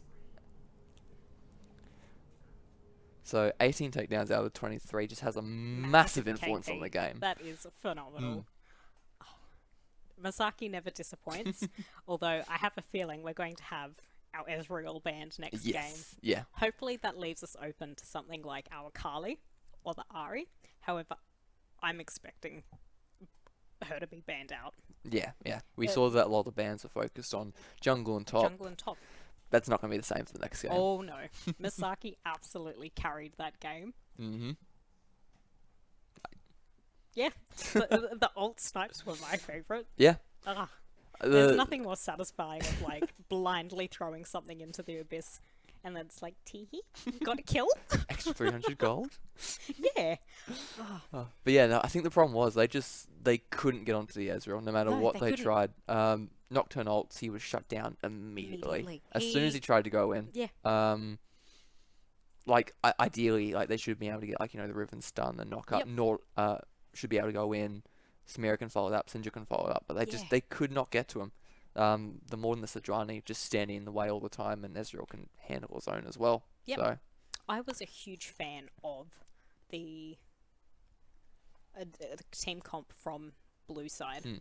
If they'd played that right, it could have been very good. yeah, But red side did have a lot of disengage, and well, we had Ezreal. yeah. I think it just came down once again. It just came down to the technical skills of Yeah, Zaki absolutely. just playing the Ezreal a bit better than the Syndra was playing. Yep. So The Syndra did very well, very early game to oh, for keep sure. on top of it. There was both poke coming from good side. CS was maintained, but we just had that aggressiveness come from Masaki and claiming those. Yeah, no, it is interesting as well because after the two very early kills, we did see blue side kind of come back and close the gold lead quite a bit. That they absolutely did. But then it just got way out of proportion. Yep. Nothing really more to say about it. That was definitely an Ezreal game. That was definitely an Ezreal game. So yeah, so next game as well. Next game. Can Team 1 come back and make this best of 3? Do we get 3 games I tonight? want 3 games. I want 3 games as well. However, if we let our Masaki mid lane snowball again, I don't know if we're going to get there. I genuinely I see at least like 3 of the bans going towards Mizaki's lane, absolutely. just shutting that down instantly. Yep, I'm expecting an Akali, an Ezreal, and an Ari ban So coming from Team 1. if those are banned out, where do you see Mizaki going next after that? It's very good. Knowing Masaki's playstyle, she will probably go towards one of the later picks and aim to counterpick. Okay. We've seen Lysandra from her before, So potentially we get that. Okay, fair enough. But it'll also depend on what the enemy team plays. Hmm. You know what? We could also see Cassiopeia. And Rinmar, you're absolutely right. The LeBlanc is absolutely cracked. That's a very scary one to go up against. But it will depend on what Team 1 does decide to whip out. I don't care which side it's on. I want to see a Jhin. You want to see a Jhin? I want to see a Jhin in one of You do the wanna see a Jhin? teams. Yeah. You know what? It's a bit like last night. I want all the Nautilus, and I'm getting all the Nautilus. Except last night I wanted a Nautilus, and, well, Liana got it on. Maybe it's the chair. The red chair. You sit in the red chair and you get your picks. Do we need to switch No. season? I want Nautilus, thank you.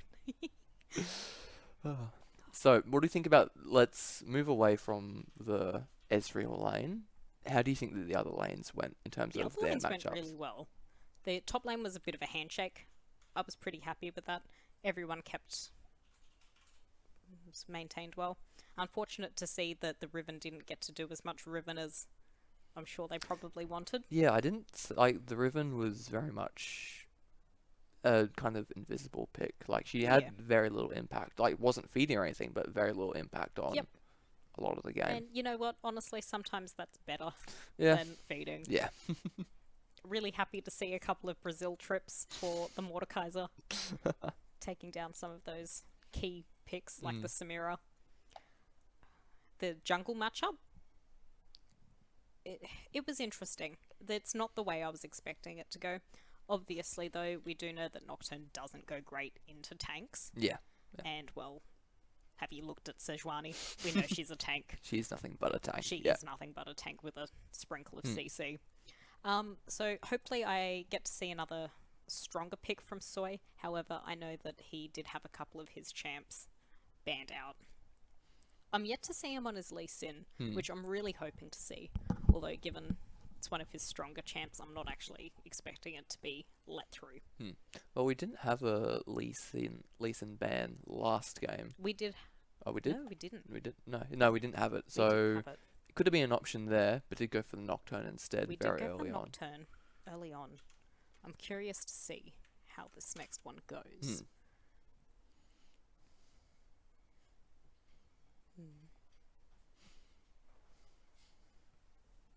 What are you guys hoping to see from this next matchup? Do we want to see another Ezreal snowball, or do we want to see the pace changed a little bit? Because I'm hoping to see a bit of a pace change. Yeah. Mostly because I want 3 games, but it'll be also fun to see Soy shine a little bit, as he has in his other games tonight. I'm wanting maybe in the Want to next see game. a Camille? I want to see a Camille. Camille would be interesting. Camille would be fun. High damage, especially in the later game. Just Oh, yeah. one shots everyone. You'll be able to jump onto your carries and get melted. Yeah. Oh, especially if they do have an Ezreal pick again. A Camille could be a good counter pick into it. Absolutely, that The would be a fantastic counter Lockdown pick. of her ultimate as well means that you can apply all that CC and Ezreal can't just jump away from it. Yep, nope, that's fantastic. Thresh pick could also be very good. Yeah, potentially. I'd like to see that as well. Although it's not Nautilus, so But it's still a hook. it's not the same. Or do we see a full AD crit Thresh? Just one shots everyone. I mean, Thresh ADC. if you're gonna read Ruination, which I highly recommend you do, there's some Thresh action in there. I gotta give that a look then. Thresh is a safer hook. You're absolutely right. Although one of his skins, I can't remember which one, is a little bit of a pay to win. The hitbox on that is just slightly off, meaning what wouldn't hit the base skin hits on the skin. But the Nautilus hooks are absolutely fine, you know. The that Nautilus hooks are Oh, fine. yeah, yeah, Who yeah. cares if it's a little off? It means It's I not hit like, you know, hook. that much away from them. It's just, no, that counts as a Yeah. hook. Oh no, it's actually got a, like, one of the games I was playing recently, I threw hook and it hit, but it quite literally had to shift trajectories in order to hit. And you're like, you know what? It's fine. It's advanced technology, a heat-seeking hook, you know? Yeah, you're right. Heat-seeking hook. I like that. And I want more of that. Somehow I still miss them and hit terrain instead, but you know what? That's fine. We need those clips on my computer. So then top lane. What are we thinking for top lane? I'd like to see the Ornn come out Yeah. without sounding like a little bit of Liana. I want to see some Ornn. And I'm really hoping we do get to see that. Because it's a really solid pick. It's got some great CC and it can make or break a team fight. Oh, for sure. Especially with the enchantments that it gives out as well. Yeah, absolutely. If There's the games, nothing more. if the games do like, because both the games have finished quite quickly. Yes. But if the games do get to late stage, Ornn will then- just outscale. He's got good potential for that. And yeah, no, for sure, It's going to be sure. interesting. there's nothing I love more than getting a little treat from Ornn. It's like, oh, he's upgraded my item. It's like that glee I get when I get a parcel from Amazon. It's not a plug-in. I'm not sponsored. Oh god. Looks But like yeah. we will be going into our pick bans very soon. We're just waiting on the teams to be ready. Alrighty, while we're waiting, let's actually do the LOL. I've spoken about it, so now we get to do it. So Alright. as someone who's never heard of this before, literally, what does it do? Okay, so there's 4 game modes for it. We've got the classic, where we pick a random champion. It'll give us some hints like gender, species type, mana, are they range, what year are they released. We've Yeah. got a quote, where it just gives you a quote and guess what champion said it. Yeah. The ability, so they'll show you a picture of the ability and it's what champ has that. And then a little piece of the splash art Okay. that you've got to guess who it belongs to. So we'll Alright. start with the classic. Alright, chat, let's hit me with a champion that we can start with on our LOL today. We did get... Someone choose Jin, please. Why Jin? Because Jin's cool. We had Volibear yesterday though. Jin's cool. Jin might be cool, but... Ari. You know what? Base. We'll take that. If you've already done it and you are trolling me, okay. Good start from Snake. We've got a female champ who's Yep. a mid laner. She's not for Styrian. She's mana ranged, not from Ionia, and newer than 2011. So female, middle, Vex. not for Styrian. We can give Vex a go. Female mid, not a Yordle. Not from Bandle City and the Shadow Isles, but older than 2021. So somewhere between 2011 and 2021. Oh lord. Trying to remember which champs were released initially. Alrighty. Oh, we've got pick bands up. We'll come back to Alrighty. LOL shortly. Alrighty. Get our first ban of the Camille. Oh. Unfortunately, we won't be Damn. seeing her top lane. Maybe that means we might not get an Israel today. We've got the Ari ban as we were expecting.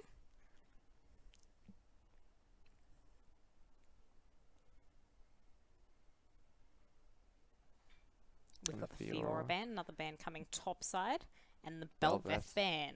That's focusing in the jungle. Focus the jungle. Okay, okay. Maybe we get Arculentos Master Yi. I'd be excited. We've got another ban for the top for the Aurelia. Oh my goodness. So once again, a lot of The focus in Darius top lane. ban. The poor from- top lane. Yeah. Ooh, who have we got top lane for Team 3? We've got the Set. set coming out. Have you guys seen Spirit Blossom set? Hello. Yum. We've got the Silas. And Diana in Oh, jungle. okay. I'm excited to see Darius as jungle. We've got Arculentos back on the Sejuani. I think that's a really solid pick. Nice and tanky. Had fantastic pressure around the map last game. What is Masaki going to lock in? This I'm excited for. What do we get? Oh, the tension here. Oh, we get Oh, the get the Akali coming from the Masaki. And a Yasuo Guess in I'm return excited. of it. We've got the against a Yasuo. Okay. We've got the Janna ban.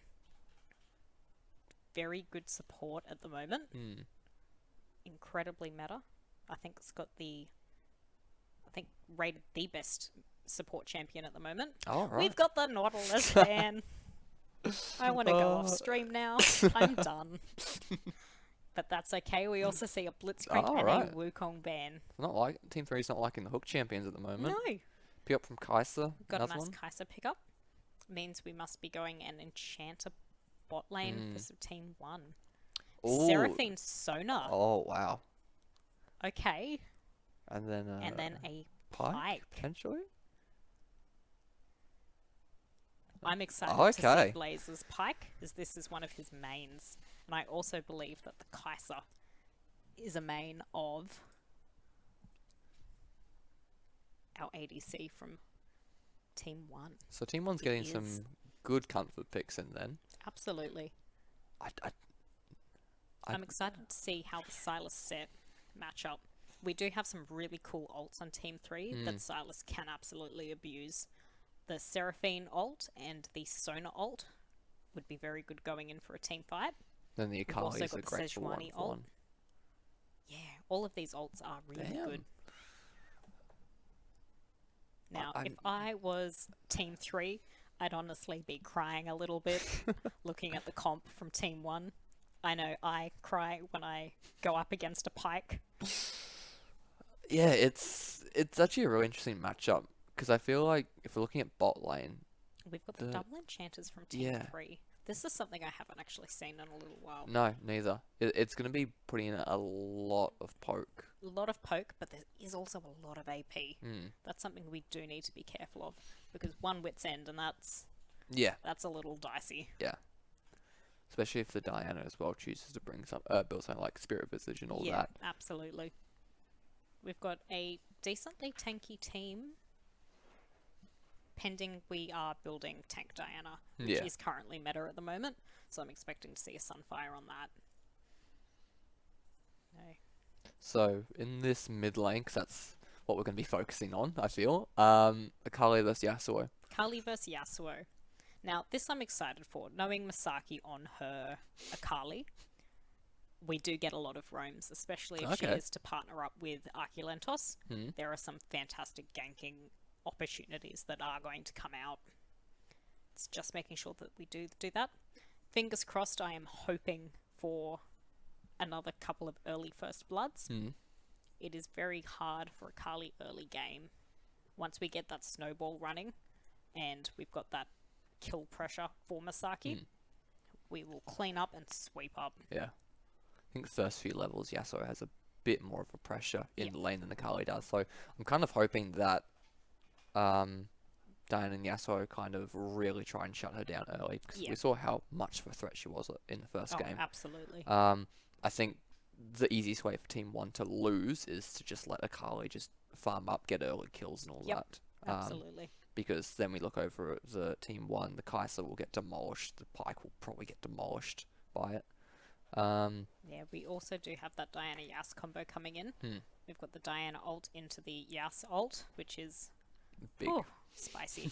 My other favorite combo is the Diana Leona ult. Well, we don't have that this game. We've got the Diana ult and then the Leona ult on top. And it's just CC for days, boys. So I feel like as well, if we're looking at these team matchups, top lane should be a bit more interesting than it was Yeah. last game as well. Both Set and Silas have a lot of one-on-one dueling pressure. That they do. But I am expecting to see the Silas steal Set's ult and just have people chucking each other everywhere. Yeah, Hopefully. that'd be fun. Yeah.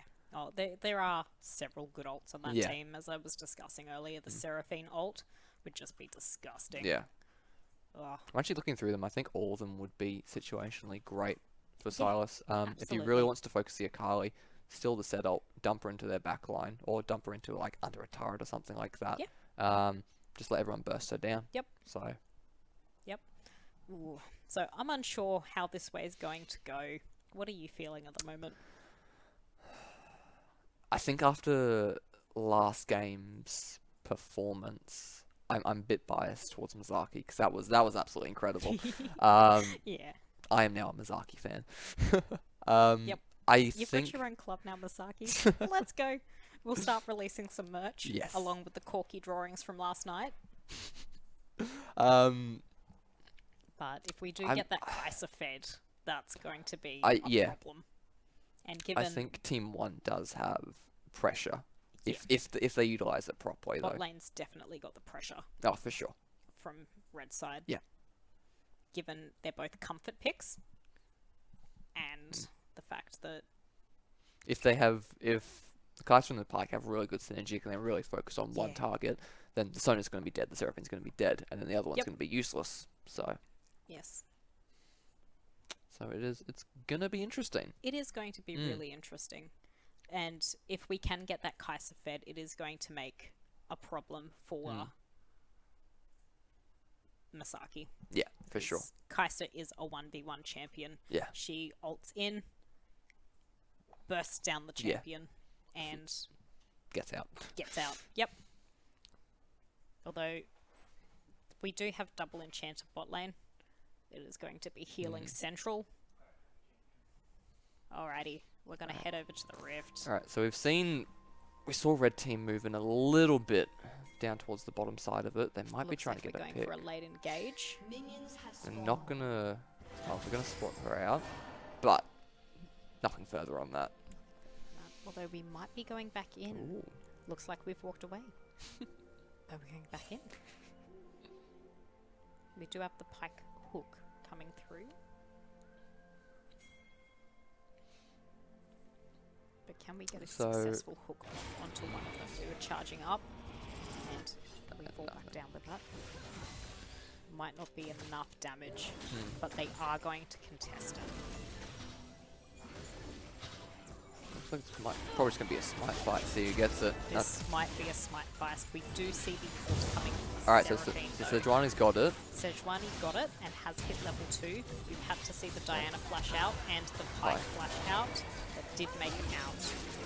Well, the Pike was coming in onto the Sona, but we do see the exhaust coming out and the first blood to the Sejuani. First blood Ooh. Sejuani. Mizaki has And moved in, got Misaki the pike. Got the Pike. We do see kill coming for the Seraphine. Oh, Do we he- lose? he doesn't get it. Doesn't secure the kill on the So Sejuani. that is a 4 for nothing early game for Team 3. That is incredible. That is incredible. And we got that early kill on the Misaki. Yep. Although we did see a couple of sums come out from both sides. We did see the Ignite and the Flash come out Yeah. from the Yasuo. We did also see the Flash and Ignite come out from the Akali as well. Yeah. So Top lane's got no idea what's going on. they're in Farming that simulator. happy little land on their own. They're in a happy little island. So it's interesting. The kills, the good spread of kills across all of the lanes apart from top, so they get a bit of extra pressure. Kai'Sa's still got flash and cleanse, so she'll be a bit safe. But it's honestly an incredible start for T3. Oh, absolutely.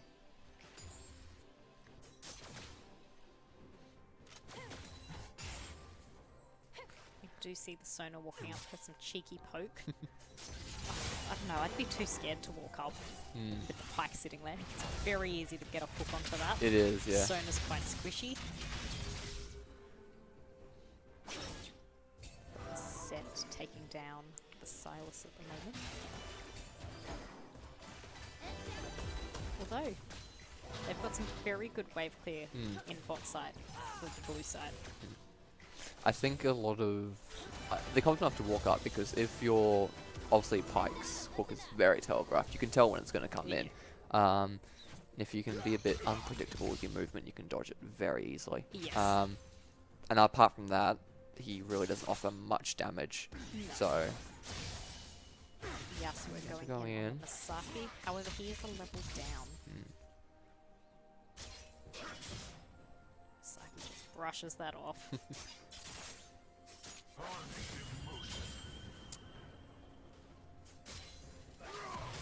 Ooh, good knock up by the Yasuo.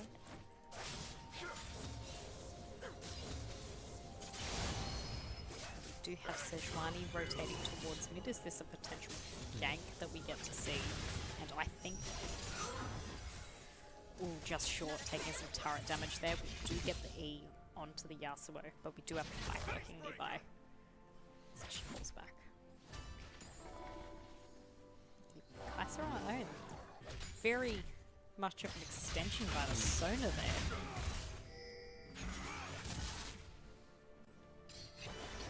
So a lot of just back and forth in top lane. There is a lot of back and forth in top lane. Bot lane's constantly pushed in, and mid lane's very back and forth as well. Yes. So we see a 2,500 gold lead for Team 3, just Team based 3, on those just on initiative those kills. early kills. It'll be good to see if Team 1 can just slowly bring it back up to to Absolutely. equal.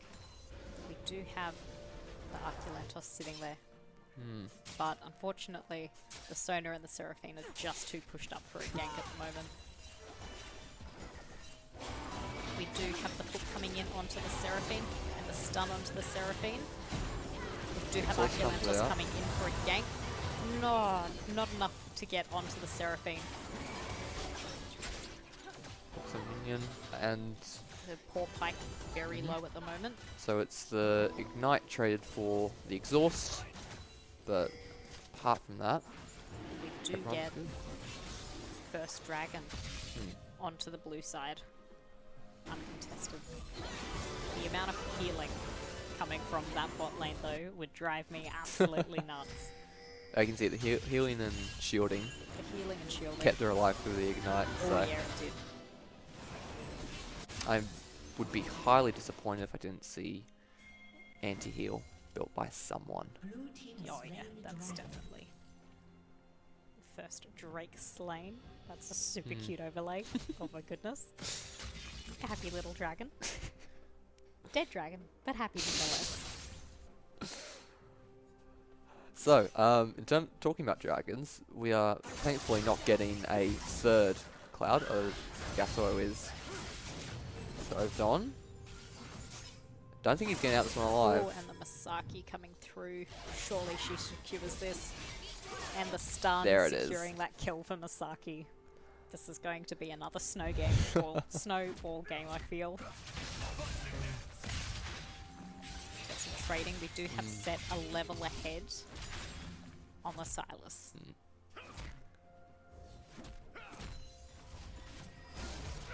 Oh, and we missed cannon. That's okay. But massive CS lead for the set. Huge He's CS got lead. nearly double the amount. Although Pike's moving in. Pike moving in, hooking on the Masaki. We've got the stun onto the Akali, and the Diana comes in.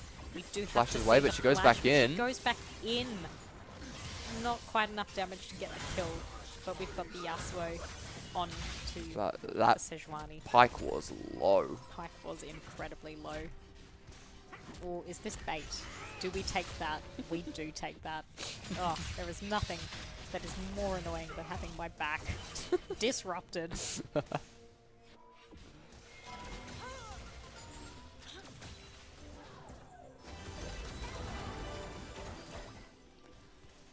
More poke from the bot lane.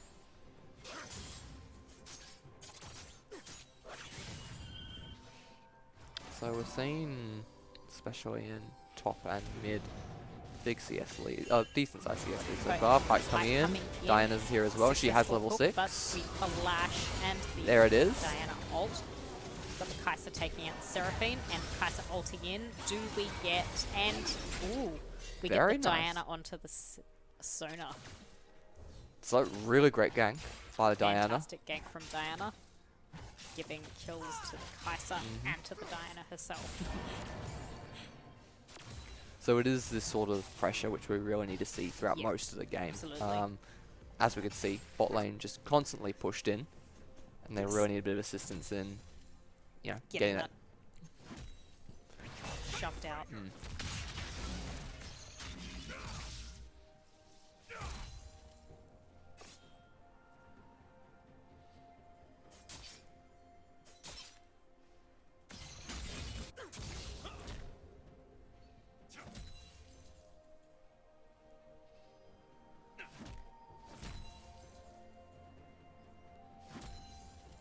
This poor Silas is a little behind on his CS, but that's okay. He can bring it back. I'm sure he can. Hearing a bit of copium at the moment. Alright, we get the E onto the Yasuo.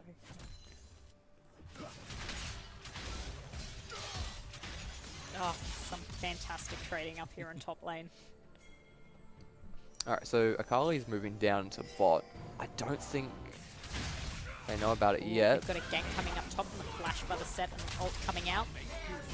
And we get the Sejuani ult. Is there enough damage? And we get the kill to Invincible Noxus, taking out Silas. We do have the Diana sitting top side. She's 2 levels down. She is 2 levels down, and we do have Arculentos coming down, but Seth is low on health.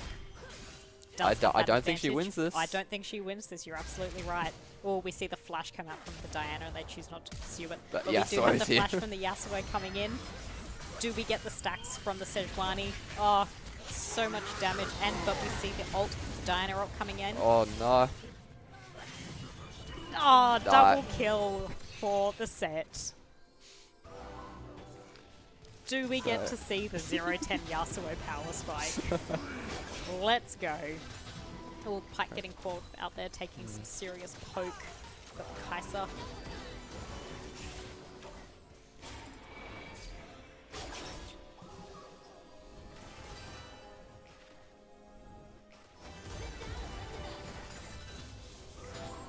We do have the set 3-0 now. We've also got Sejuani with a KDA of 8 with fantastic ganks. We've got Masaki going 2-0. I'm very excited for the rest of this game. We've got a nearly 4,000 gold lead on Team 3. I am super impressed by this Sejuani.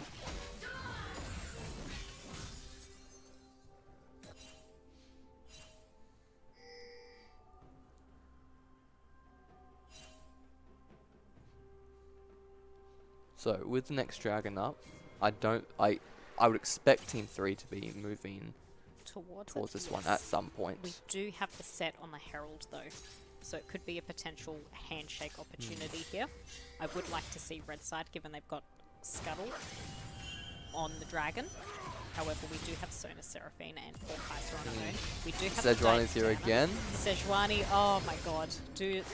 Yes, Sasaki getting another kill. Oh, this poor Yasuo. Ooh, we're contesting. Oh, We he's have stolen it! Stolen Rift Herald. And we've got the set ult coming out. And the... Oh my goodness. Fantastic kill on the side of red here. We do have Silas picking up the Herald. Or Pikehook coming through. We do have Seraphine, Sona, and Sejuani on the dragon. This Sejuani, man, I am thoroughly impressed. I'm in awe. I want this Sejuani on my team. Has done an incredible job with And setting the stuff set up, picking but up another kill, going 4-0. We do have the Pike coming top, however, with Diana not too far behind. Although I don't know if it's enough to get this set. he is backing up. He's If he backing gets up, the we've got hook, the he should be hook. good. Ooh, There we it do is. get the hook, but we miss the stun. We get the cleanup with the Pike ult. The So- Pike getting shut down. Massive shutdown to Pike. Huge shutdown. And you know what? I'm actually okay with the gold going to Pike. He is a bit of a menace late game if he gets good items. His ult just popping off. Yeah. Pentakills for days. I hope we get to see one of those tonight. Hopefully, because at the rate this game's going, I'm not sure if this game's going to go on for a lot longer, because Team 3 is running away with it just a little bit. Team 3 is doing magic.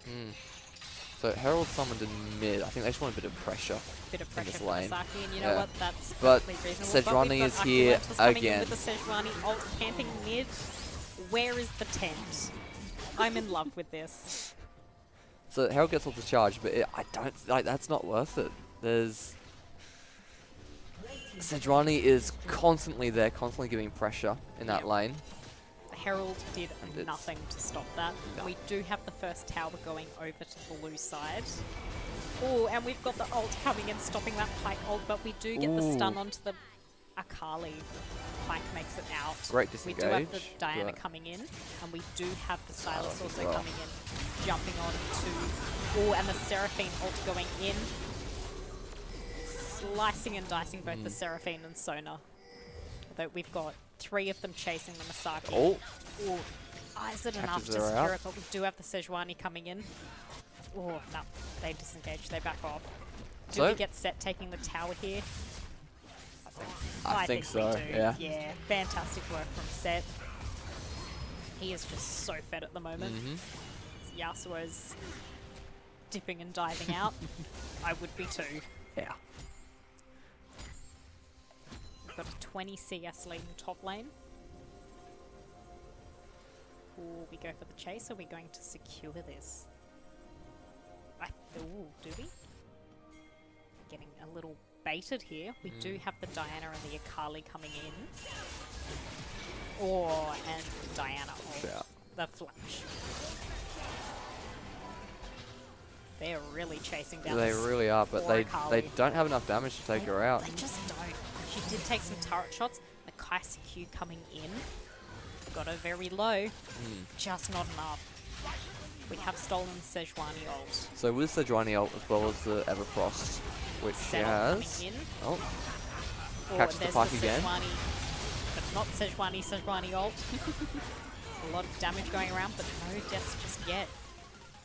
You can see Sejuani's just so tanky. So tanky.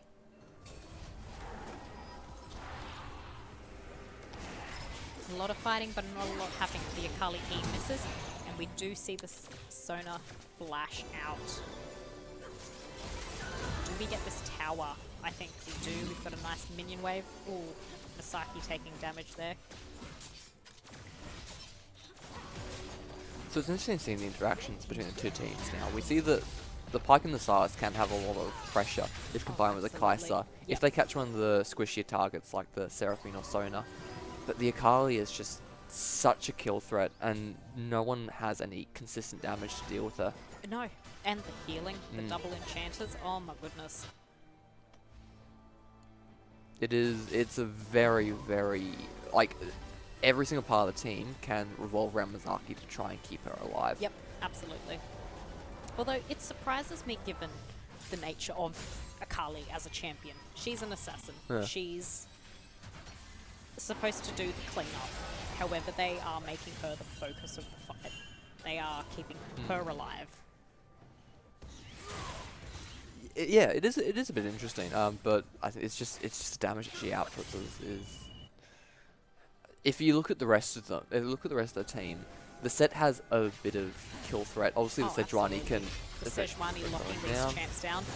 Do we get Kai'Sa out? Or not just? We have Oh, we cleanse do and the have ult. flash. Oh, we do. She's dead. We've got the flash coming in, the Yasuo ult, and we get the shutdown. There it is. On the Masaki, going to Silas. There we go. Here's a good opportunity. Use that gold wisely. So they really need to use this pressure that they have now. Absolutely. Without the Akali, they need to be putting pressure into some lane. Oh, absolutely. We've got a good 20 seconds to make magic happen, and it looks like we are by taking this Going for the dragon down. dragon. We have got Silas pressuring the Sejuani off the objective. We do coming in. Do we get the kills onto these two?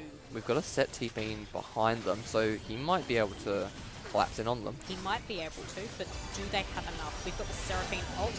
Red team does take that. Unfortunately, we're unable to. Got the Yasuo Nado coming in. Oh, we've got the Akali back. Akali's back. Just yeah. missing her E. Oh, Assas is on the wrong side of the map. he is on the wrong side of the map. This poor boy. Taking turret shots left, right, and center. And got Masaki on his tail. Oh my goodness. These enchanters. Double enchanter bot lane. Awful. Very well played. Mm-hmm. So we did get the Drake going over to Team 1. Yes, that we did.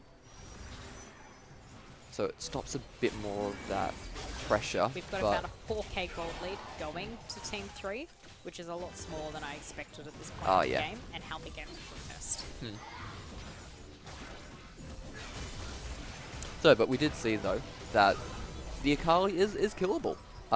It just requires a lot of Oh effort dear, from. we've had our Yasuo leave the game. Oh no. He's back, never mind. Yes. False alarm.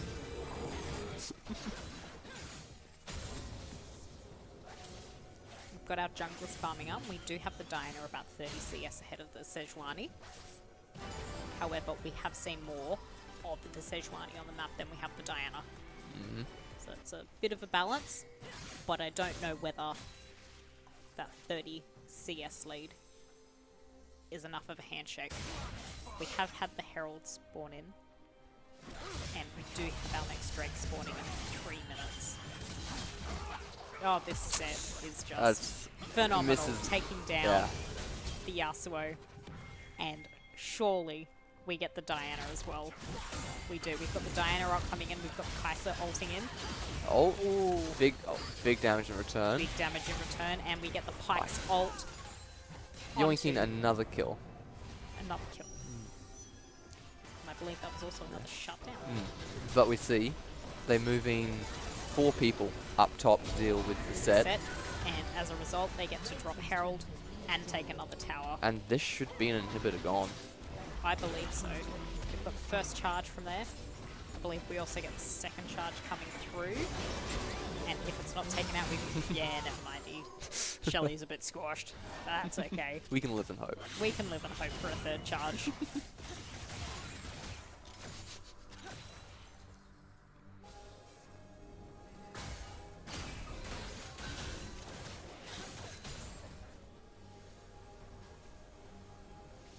So, what do we need to see from Team 1 to ensure that we can get into a third game? Because I want to see a third game. I want to see a third game as well.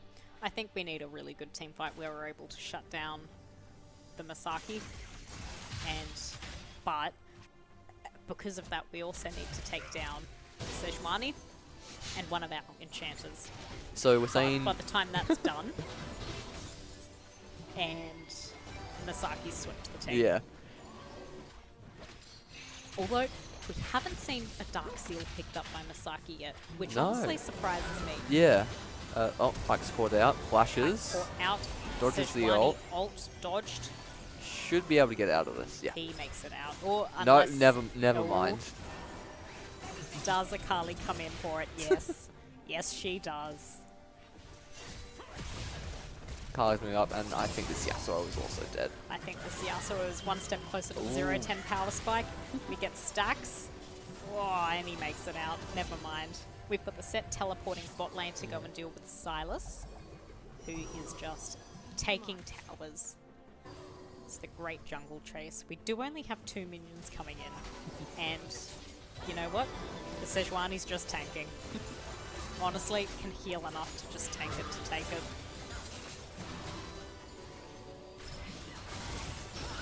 Although we've still got the great jungle chase.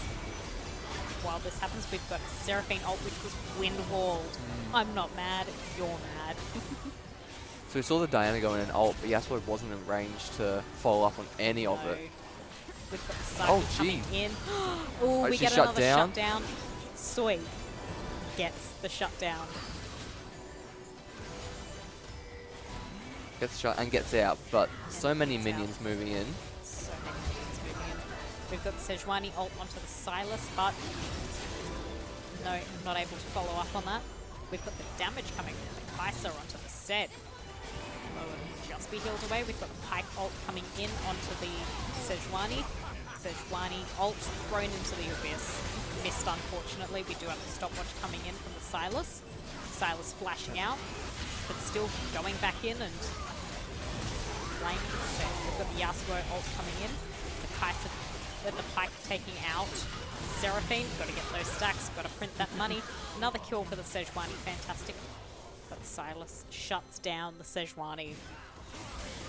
So much happened in that team fight. Team 3 did, however, lose 4 members to Red Team's 2. That was a really fantastic fight coming from Team 1. Oh, it And was. because of this, they're now able to get their second drink. But we do have Masaki lurking by. Do you They know think she's she's got there. the potential to come in and take it? But we've got the Diana ult. Oh, she goes in, but unfortunately cannot take the Drake away from the Darius.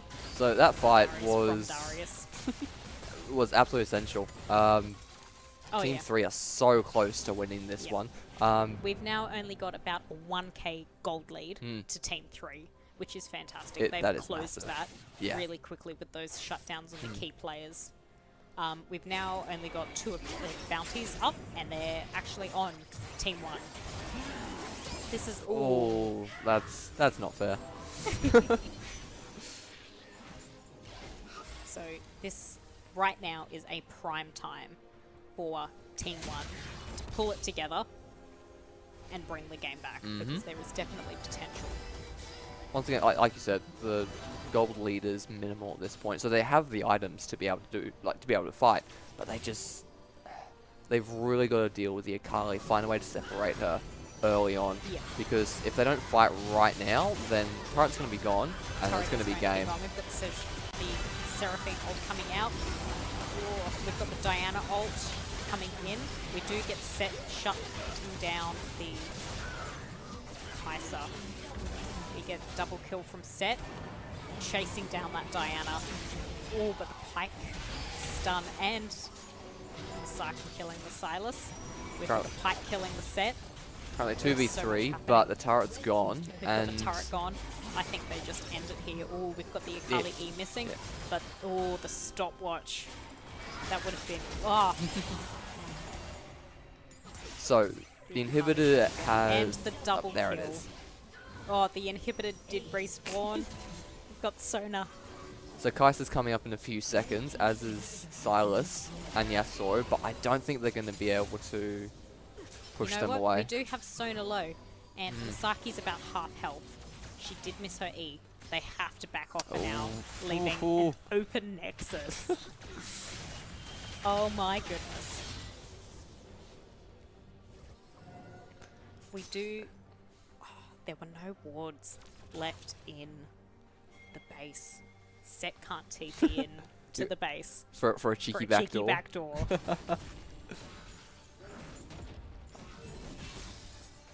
It's as much as I want to be optimistic, it's over for T1. I don't think that they can really do anything to come back from this. Ooh. I'm holding hope. I really want to hold hope. But we've got the blue side clearing the red side jungle, starving the poor Diana. We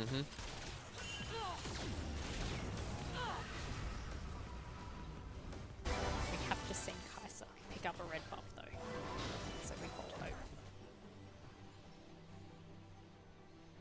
So it's an interesting scene from Team 3. Team participation in all the fights is incredible. The Sejuani, the Akali, as well as the Seraphine and Sona have been... They've been in the fights. They've been making sure that they can get these kills. This has been... Team 3 have had a very group fight oriented. Oh, for sure. I'm surprised that they didn't end when they did. Oh, big ult. That is a fantastic ult. Silas stealing Sejuani ult onto the main carries. We've got Sejuani taking out the Yasuo. We've got the Silas coming in, taking out the Sona. We'll have to Hourglass. Surely. Oh, and Sejuani taking out So Arculentos. it is Pike against the world, and I don't think it's going to be enough. I don't think it is enough. Does Akali go in? Oh, Silas shuts down the Akali. That was so close. Are we just taking showers in the Nexus laser beam? And the Pike ult. The Pike ult. That's a clip and a half, I think. But and that the is Sejuani game. getting the last kill for the game. That was a fantastic performance. That was absolutely incredible to watch. These games are always so much fun to watch. Unfortunately, we don't get to see a third game, but we do have Team 3 taking it out tonight. Yeah, that was it. Absolutely incredible performance by all of them, especially absolutely. Mizaki, MVP of both games. You know what? I almost want to disagree there. Mm? I think Arculentos was huge in that. While Misaki was the shining star, got all of the kills and looked super cool doing it, she wouldn't have got there if it wasn't for Arculentos. The performance on the Sejuani was absolutely phenomenal. Oh, I agree with that. It was incredible. So, Massive. congratulations, Arculentos. You win MVP from both of us. No, that was... You should be incredibly proud of yourself going up against Soy. I would have been freaking out a little bit if I was up against a Masters jungler. But you did Absolutely incredibly. a phenomenal job. Congratulations, Team 3. Yeah, it was a very, very interesting set of games to watch. Oh, I loved absolutely. it. And you did not disappoint when you're talking about Mizaki. Nope, she is Queen of the Rift. It was a fantastic job It from was. her. It was. It was interesting. This game was a little bit different to the first one as Yeah, well. it absolutely This one was... I think they noticed after the first game that Mizaki can carry this Misaki absolutely by can. themselves. And so they all really focus around, like you're saying, with the Sejuani. Yeah. Really making sure the ganks come in, really shutting down the Yasuo and not allowing him to do anything at Yep. all.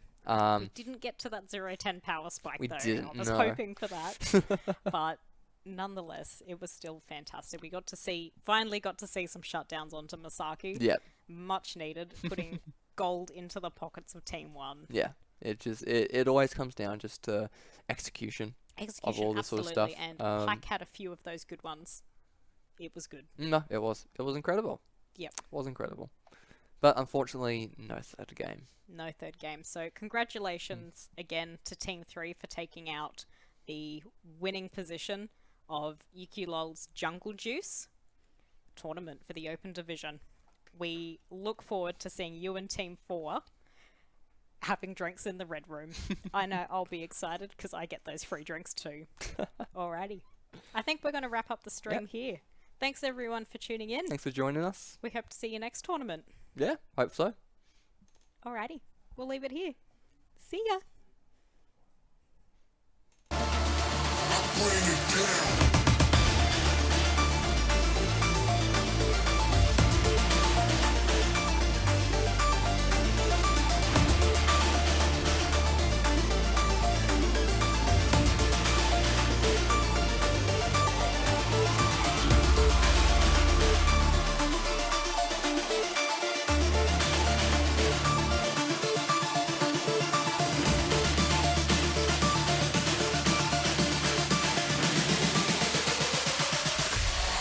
Bring it down.